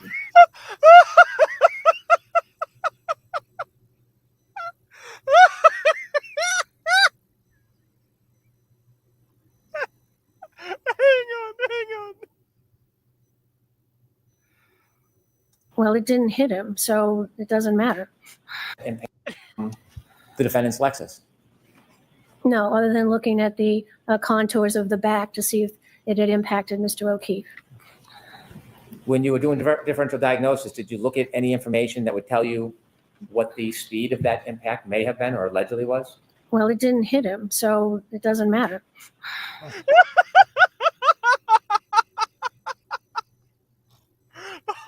Holy shit!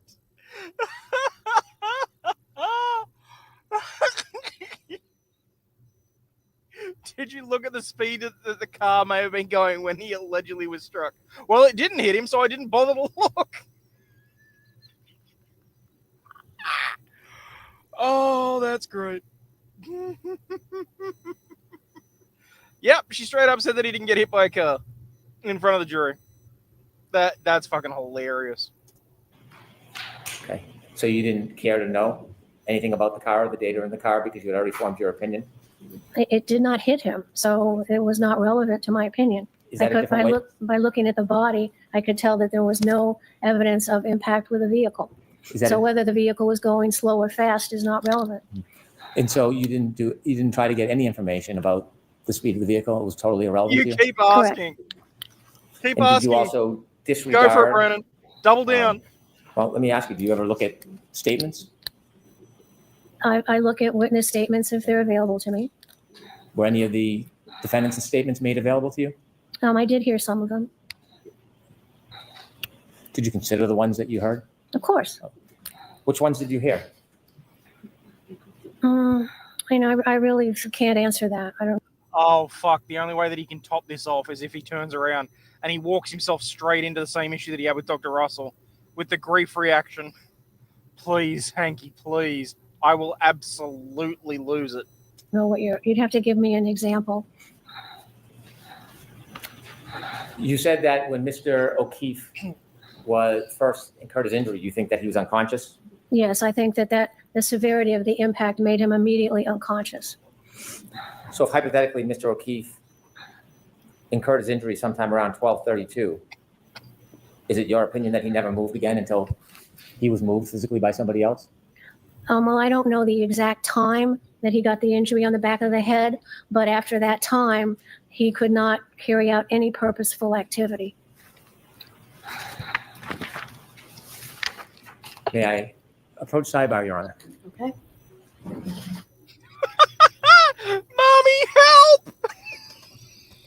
Oh my god, that's funny. I don't know what to do here. She's torpedoing me from the left and the right.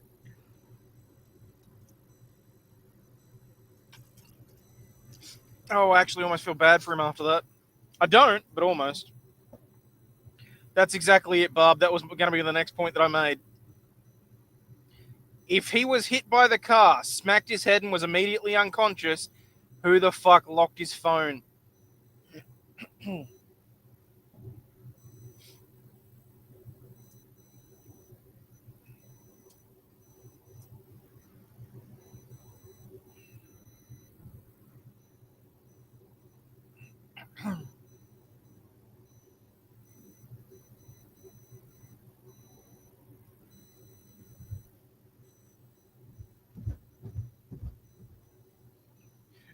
Your Honor, I got nothing here. Going to excuse you for lunch. Lunch will be about 50 minutes or an hour, and when you come back, we'll go straight through the afternoon. We're going to do everything we need to do now. There's the next round. Chris, please follow me. Close your notebooks, please. Jesus Jesus Christ, Yaha, are you serious? You're saying that the doctor's arrogant after everything that Brennan's done during this trial? The Okay, now I criticisms genuinely regarding just think you're trolling. early termination by testimony, including the other doctors, was to distance the defense. Actually, in that instance, she was What the fuck happened there? recommended that the stand properly attended. Did I jump ahead too far? Oh, all right.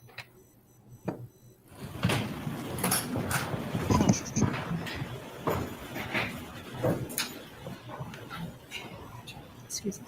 May be seated. All right. So, Mr. Brennan, if you can briefly tell me what it is you want to introduce through this witness. To remind the court, on direct examination, the defense promoted Dr. Lapasada's credentials, including specifying her successes with the station nightclub fire and her running of her office. We have an audit from 2005, State Department of Rhode Island, Department of Health. In that audit, it paints a very different picture than was presented on direct examination. In that audit, they investigated the chief medical examiner, and they compiled a history of statistics for the medical examiner, which was Dr. Lapasada. There were no reports, incomplete reports, and unsigned reports of over 1,500 individuals between June 30th, 2000 to June 30th, 2005. She torpedoes his case, so now he's going to go in and say that she's not credible because of the work on the nightclub fire, which he just said involved 1,500 people. You know, I'm fairly confident that lax paperwork is fairly frequent when it comes to mass casualty events. So in that 5-year period, there was an extraordinary number of individuals that weren't properly attended to, showing negligence, if not malfeasance. It was recommended that the standards, policies, and practices of Dr. Lapasada's office would need to change because of the extraordinary backlog of cases regarding autopsies. In addition, it was noted that the incomplete reports confirmed that there was significant concerns with the historical management practices of the medical examiner's office shortly after Dr. Lapasada resigned. In addition, it was promoted that in the station nightclub fire, Dr. Lapasada had a heroic effort. And in her testimony, she also noted that there was a failure, or implied there was a failure because the medical examiner or somebody did not go to the scene to look at the turf in front of 34 Fairview Road. She suffered the same criticism. For hours and hours after the station nightclub incident, she was contacted with requests to come to the scene. She refused to come to the scene, did not appear for at least 17 hours, directly on point to the claims that she's making against other people is the same conduct she engaged in on a more extreme scale. She testified in Commonwealth versus Tompkins. In Commonwealth versus Tompkins, she was listed and testified as an expert, attempted to testify as an accident reconstructionist, which was denied. Inevitably, the court made conclusions. Actually, in that case, her efforts to be an accident reconstructionist were denied. Then she testified in a case called Patino. And in Patino, after testifying, she received great scrutiny and criticism from the court. The court noted on page 1025 of the transcript, when Dr. Lapasada gave the testimony, she knew the boy wasn't like this because he fell off a bed. She knew the mother was lying. She read the text messages and knew the defendant had beat the boy.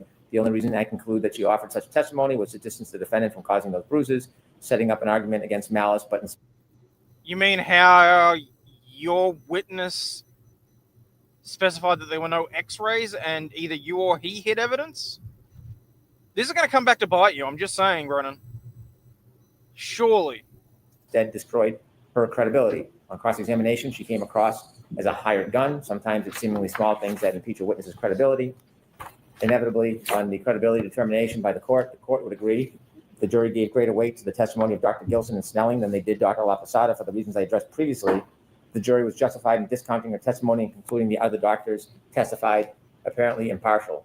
While she appeared as a paid advocate, at least on this occasion, without impugning the witness's integrity, because that witness is known to the court, but in this case, when she testified, she was not credible. That's a direct credibility determination by another tribunal about her testimony. So I would like to, and that's why I came sidebar rather than ambush, to give the court notice that I'd like to get into the criticisms regarding her run as medical director that led to resignment after she was audited and left 1,500 bodies unattended or incomplete. Also get into the criticism she received for her handling or lack of handling of the station nightclub fire, and finally get into the adverse credibility. All I'm saying is that if she is not qualified to act as an expert, whatever case it was where he was acting as defense attorney and he instructed her should be reopened as well. Just saying. Termination in the Patino case. So I'm not familiar with the Patino case. So I'll need a copy of that. Yes. All right. All right, Mr. Jackson, I'll hear you. Thank you, Your Honor. First of all, Mr. Brennan said that the audit established that, as the chief medical examiner, the audit revealed that she left 1,500 bodies unattended, was his quote. Bodies unattended. That's absolutely not what happened in that situation. It was a political situation. The medical director for Rhode Island came in and took over. He began to change protocols and cut quality control. He said he did not want a second set of eyes on any of the reports, not the autopsies. There was never a suggestion ever that an autopsy was not performed efficiently and timely. Never. The reports that were attended to the autopsies it was a two-tiered set of criteria that Dr. LaPosada put in place to establish quality control and quality assurance. First, the medical examiner conducts the autopsy and writes a report. Then the doctor herself, the chief medical examiner, because she is a perfectionist, determined that she was going to establish a protocol in which she would put eyes on every single report, hundreds and hundreds of reports per year. In doing so, she had to prioritize which reports were going to take a priority, which ones were being subject to litigation, which ones were going to be subject to criminal cases, and which ones were never going to be subject to any review at all. For instance, if somebody was found, let's say somebody that was without family, et cetera, found and unidentified, there's no litigation attendant to that report, she would put that report aside and get to that report after she dealt with the reports that were on sort of on the front burner, if you will. By the way, none of the reports were ever not done. They were all completed. There were a small fraction of reports, according to the audit and according to Dr. LaPosada herself, that had to take a back seat. When the medical director came in 2005, by the way, this is 25 years ago, right? These are autopsies that were performed, and the audit was performed for autopsies and reports dealing with the year 2000. It's 2025. This is 25 years ago. When the new medical director came in for Rhode Island, he said, I don't want any review of any of the reports because it's more efficient and it's faster to get the reports out in a timely fashion. She resisted and said, I will never, ever, and she was published saying this, I will never, ever sacrifice quality for speed. I want the highest quality coming out of this office. They had a difference of opinion. She walked away because he was asking her, the new medical director was asking her to sacrifice quality of the conduct that she was undertaking as the chief medical examiner for the state of Rhode Island. So it's a very different circumstance than was just suggested. No bodies were ever left unattended, ever. Certainly did not involve, the other phrase that was just used is negligence and malfeasance. It was a backlog, and they had a very public political fight over it. Number two, with regard to the station nightclub fire, her staff was on location immediately. She, as the chief medical examiner, was there the same day. So that's of no legal moment. It's of no consequence. It certainly has nothing to do with her opinions and conclusions in this case. The Tompkins case, we've already talked about that in voir dire, Your Honor. The Tompkins case dealt with an issue dealing with accident reconstruction, which she's not undertaking. I'm not asking her, and she ain't saying it. I've excluded that part of it based partially on the Tompkins case. Right. And I don't know anything about the Patino case. And what I would say is, given the fact, look, we don't know what the facts of that case were. We don't know what the trial was about. We don't know what the cross-examination was about. We don't know why she was called. We don't know what she looked at. We don't know why she was looking at what she did look at. We don't know why she didn't look at things that she might not have looked at. We don't know why her opinions and conclusions were ultimately rendered. We would have to have a trial within a trial, which I would be happy to undertake if someone gives me a file. Happy to do that. But I don't think we want to do that. I don't think the court wants to do that. Also, I will say, I don't think that attacking this witness's credibility is in good faith by the Commonwealth. Mr. Brennan himself has hired Dr. LaPosada personally, no fewer than 4 or 5 times. Maybe it's 3 or 4 times. He knows her qualifications. He knows the quality of her work. He's actually undertaken to consult with her as a medical examiner and a consultant. So I don't believe that these last 2 issues are in good faith. I don't believe the station fire has anything to do with anything because she was late, according to Mr. Brennan, in coming to the actual location. She was there the same day, and she had an entire staff that was there immediately. And in terms of the audit, it's a 25-year-old political fight that isn't quite what Mr. Brennan made it out to be. So I don't think any of these things are relevant for cross-examination. I'll submit. All right. I just want to make a note that Attorney Jackson has a way with words to just inflate or make things up. I have not hired Dr. Lovasada 4 or 5 times. And so that is just a mischaracterization of what she likes to do for the public. But the reality is, I've used her a few times, and the last time I used her, I'm not going to disclose why I don't use her anymore because it would be unfair without her in the room. But the suggestion that somehow I'm endorsing the qualifications of this witness, I am not. That's what I'm going to say on the record. All I'm saying is that sounds like she wouldn't go along with his bullshit and say what he wanted her to say. I mean, don't get me wrong. That's a particular argument that can go either way. But I find it interesting that, all of a sudden he's saying, I won't work with her again in the future. Interesting. Okay. Thanks, Quinny. So the first two, the backlog issue, if we can call it that, with the ME's office, I'm going to allow the Commonwealth to get into that through questioning. Same with the station nightclub fire, based on the testimony already in evidence. Those 2 areas, and Mr. Jackson, without leading, you can certainly go back and rehabilitate her. But those 2 will come in. I'm not going to do anything with Tompkins because I used it for the basis of keeping out what appeared to me to be biomechanical engineering opinions of this witness, and she's not qualified to do that. So I have not read Patino. I will read it over the lunch break and see if we get anywhere with that. Okay, so I need a copy of that. I want you to give Mr. Jackson a copy as well. Okay? Okay, so, all right. Oh, shit, mate. Okay, so let's mark those now. What do we got? Booze bus, drug bus, accident. Booze bus. Can we mark them all as 1 A, B, C? I have no preference one way or the other. It's just 3. They're all Mr. Jackson, if you can I just see it? Of course. So we'll get the size.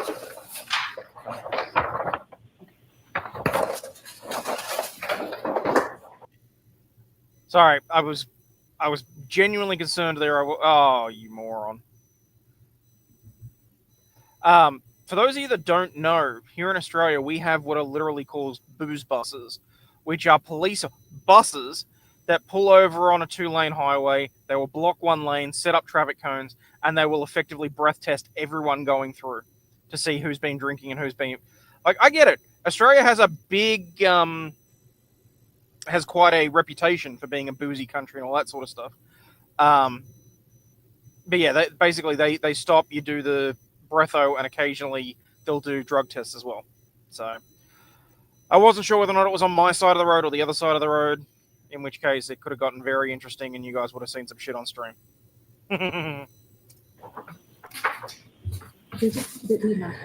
ID, yeah.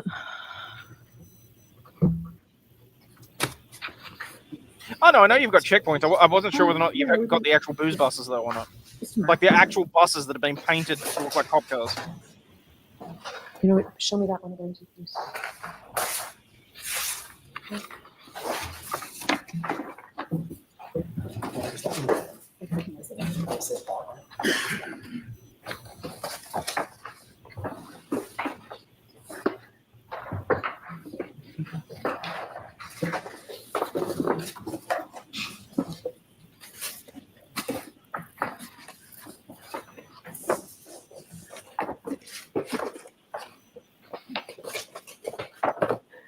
You have the Mexican. Jesus Christ.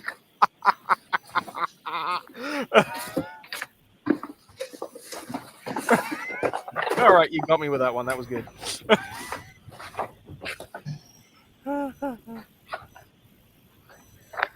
Exhibits H, quadruple H, and I. Through I. All right. Mr. Brennan, there's no objection to these coming in through another witness, so you agree that they'll be coming into evidence?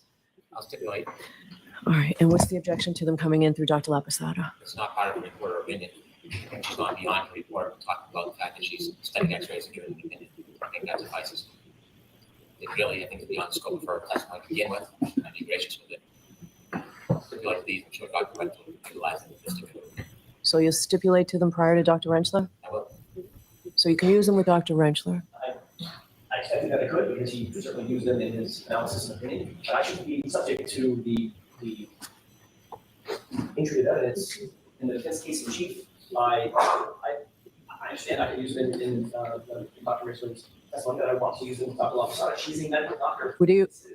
For purposes of her opinion, I cannot understand. So what do you want to ask her about them? Are these the X-rays that you reviewed? Yes, that's it. Okay. Okay. So go ahead. That's all I was going to ask. I won't have a problem.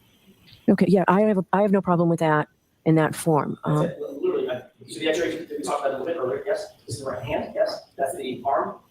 Forearm. Yes, that's the upper arm. All right. So they're cumulative, but if they're coming in anyway, I will let you put them in. Thank you. All right. So the last thing is Dr. Rentschler. I need to hear argument from both sides. I have a new PowerPoint. So I'll hear both of you. Mr. Brennan, I'll hear you on your motion.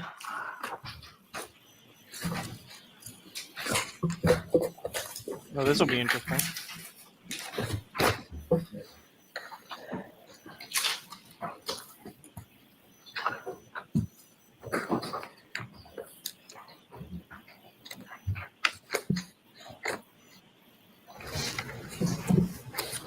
We've received the most recent update to Dr. Rentschler's PowerPoint. There are some additions, different analysis in that PowerPoint. This is within 24 hours of him testifying. There are opinions on page 6 and 8 of his May 7, 2025 report. And there are a number of numbers that we have objections to. Dr. Rentschler just generally shouldn't be allowed to express opinions and conclusions about what he thinks about the case or about other All right, witnesses. so I'm looking, I think, at the new Do you have a copy of the new one? from today, page 6. Thanks. So what I have are just photos with measurements. So I don't know what the testimony that corresponds with those. I've read, obviously, the report of Dr. Rentschler from May 7th. That does not seem to detail everything. And that's no criticism. I'm just saying it's a scant report. So I don't know what the opinions are regarding these. I'm sorry. Yeah. I Please. didn't want to go to Mr. Brennan, I apologize. I just want to let you comment that out now. We went through, based on Mr. Brennan's discussions last night, and significantly edited the entire thing. Literally every single slide that you got problem with. There were a couple that we just left, but it's very good. I see that a lot of the hearsay has been removed. And I can identify this report. Thank you. I'm sorry? I can identify this report, the ones that are changed. All right. They made 2 minus. So what are you both I'm going to hear from Mr. Brennan first. What are you objecting to as the report now stands? I have a most recent copy of the report now.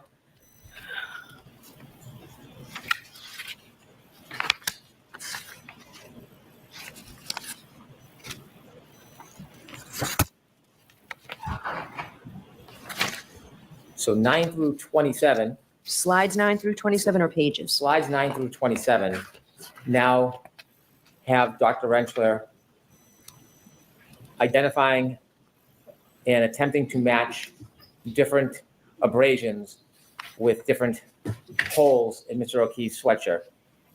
And so basically what he is trying to do is to suggest that there are a different amount of abrasions relative to 10 the amount of minutes. holes, or Yeah, perhaps he might want to testify about that the holes in the sweatshirt were in a different place on Mr. O'Keefe's arms than the abrasions. It's worse than that. Imagine if you didn't have the liquid funds to be able to fight it. There's a good number of people that already would have been buried in the first case. Might have wound up with a no, maybe not. Might have wound up with a public defender that was overworked and underpaid. God only knows what would have happened in that scenario. Probably would have pled out, honestly, which is, not The reason uncommon. why this is concerning is because there is no background for him regarding fabrics. This is a different and new opinion that we have not prepared or obtained an expert for. We probably have very little time to get somebody to rebut this analysis regarding fabrics. I don't see anything in his CV or his history that allows him to equate the number of holes in fabric with the number of abrasions on somebody's arm. It does not consider or account that there could be multiple wounds from one hole, or there could be holes that don't create wounds. So whatever the implication is going to be by Dr. Rentschler, we're not very sure, but it obviously would require some type of expertise, which I do not think that Dr. Rentschler has a foundation for. So those are 9 through 27 generally, and then specifically, I can run through quickly the individual objections I have. Slide 6 tries to define the theory of the alleged incident. Doesn't say whose theory it is. It implies it's the government. It's an improper suggestion. Okay. Okay, so which one of 1, 2, and 3? on Really? six? Hang on. You want to talk about improper implications? How'd the holes in the hoodie go? Really?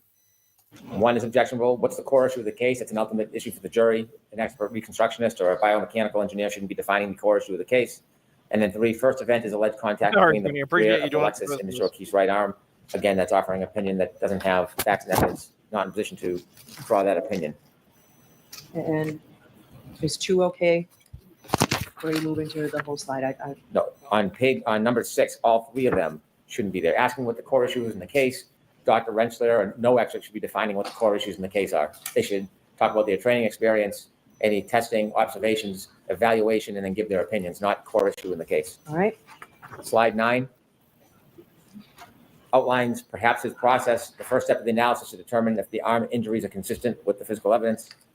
Evaluate the abrasions and compare the evidence. I suppose this is what he's done. This is one of the less offensive ones, although unnecessary. It doesn't provide an opinion. I could live with that. The next one, So you could live with what? number 9. Okay. Number 23. Not inappropriate at all there, is it? Again, this gets into that new core opinion about trying to identify or, I think, compare the abrasions to the different wounds. I think the part that's objectionable is the words measurements, question mark. I'm not sure if it's implying failure of somebody else. It seems to be an opinion, and I'm not sure of the context of it. 24. Yeah, I'm inclined to believe that it was deliberate. Honestly, I was gobsmacked when I saw it.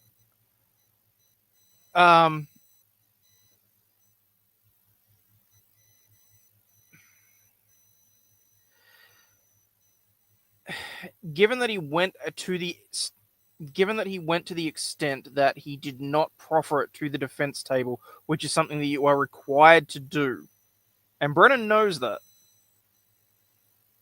So,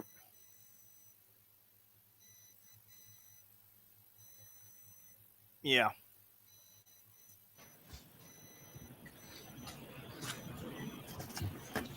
The expert is trying to define what Dr. Welcher had done. It may be that he's saying he conducted his testing based on the position of Dr. Welcher's arm. I think that would be an appropriate comment, but it's not clear what they're saying. The pain transfer test, number 2, is the only test noted with respect to the arm. So without the text. No, he wasn't you looking for a object mistrial. to He was looking for a this conviction. slide. No. The direct inference to the jury was that those holes were caused by him sliding, in which case he had force, 31. and it's to establish that he'd been hit by a car.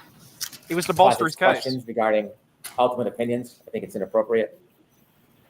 And then 32, I think is improper because it ultimately endorses or vouches for the witness's credibility. I think he certainly can give an opinion that the evidence is inconsistent with the injuries to Mr. O'Keefe's arm, but I don't think it should be on the slide bolstering his opinion. 33. Again, it's posturing the weight of the evidence.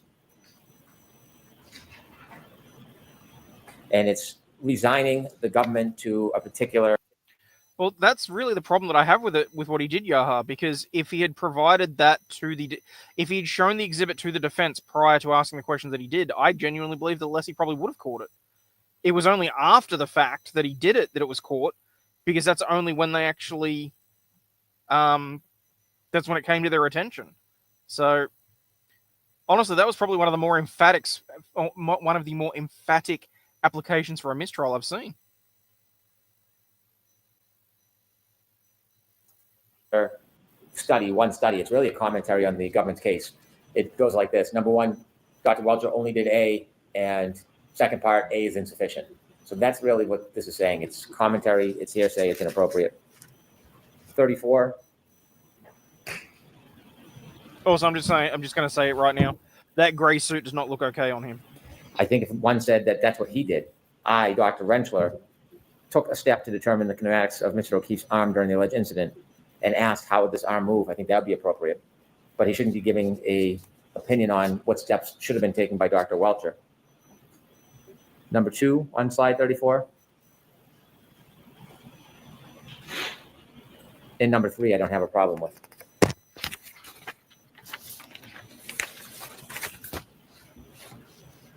The next one is 46. Striped one. That works both ways, because either a pinstripe would make him look like a mob lawyer, or a striped suit behind bars would look good on him too, I suppose. Again, this is bolstering the expert's opinion by putting it in writing on a slide. The trouble is that irrespective of this case, taking Karen Reid, taking everything else out of the equation, if I looked at the conduct of both sets of attorneys purely from an ethical review standard, if I was on the bar and I was looking at their conduct during this case, I'm personally of the opinion, and this is going to be an unpopular opinion, both sides have engaged in conduct that I would consider unethical and inappropriate at times. But Hank Brennan has far and away blown the proportions of that out of the water. And I just... Not new in the US court system. Dog gets a bone, won't let go of the bone. No. Welch's tests are entirely irrelevant. Kind of feels that way.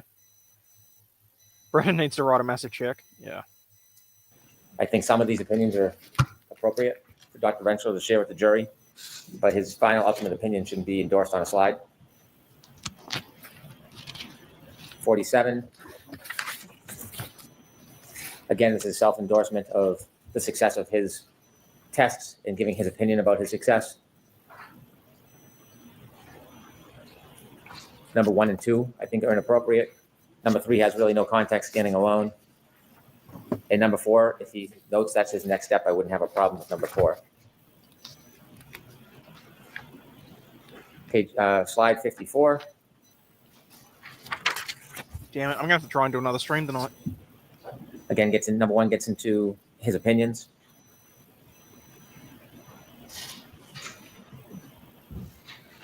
Number 2, number 3, it's again self-endorsement on his own opinions. So all these are opinions either bolstering himself or somebody else's Sorry, work. Gwenny. I don't think it should be in a slide. 55. All right, you know, I'm going to skip through this same with anyway the- because they're just discussing what bits and pieces need to come out of Renschler's PowerPoint before he takes a stand. So I presume the good doctor's going to be back on the stand after lunch. And then at some point we get to... Yeah, okay. So that's all right. What I'm going to do is I'm just going to jump through ahead past lunch. And then probably in 2 or 3 hours, I'm going to have to come back so I can catch up for tomorrow. I don't like being this far behind, honestly. It's frustrating me that I can't catch up. So, all right, people. There are 200 and something of you, 223 of you watching across various platforms. Please make sure you hit that like button. And if you're watching on X, feel free to, I don't know, reshare the stream or whatever else. But comments are always welcome. Interaction is always very, very welcome. Very much appreciate it. But as always, people, please remember, unlike certain individuals in this case, you are not a piece of shit. You do have value and do contribute to society, especially for being here, for hitting that like button and checking whether or not you are subscribed. Honestly, I can't wait for this trial to be over. But then I'm going to be spinning my wheels and paralyzed as to what else to actually stream during these trials, during these slots. So, but anyway, as always, people, stay healthy, wealthy, wise, and I will catch you all very, very soon. Oh, no, hang on. I want to play the outro. What am I doing? And again, on your way out, please do me the favor and hit the like and subscribe button if you're so inclined. It costs nothing. It's absolutely free, and we'll be friends forever. Bye now.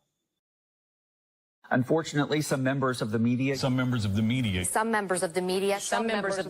use their platforms To push their own personal bias. to push their own personal bias and agenda to control exactly what people think. This is extremely dangerous to our democracy. This shit, I'm out. Fuck this shit, I'm out. No thanks. Don't mind me. I'ma just grab my stuff and leave. Excuse me, please. Fuck this shit, I'm out. Nope. Fuck this shit, I'm out. Alright then. I don't know what the fuck just happened, but I don't really care. I'ma get the fuck up out of here. Fuck this shit, I'm out.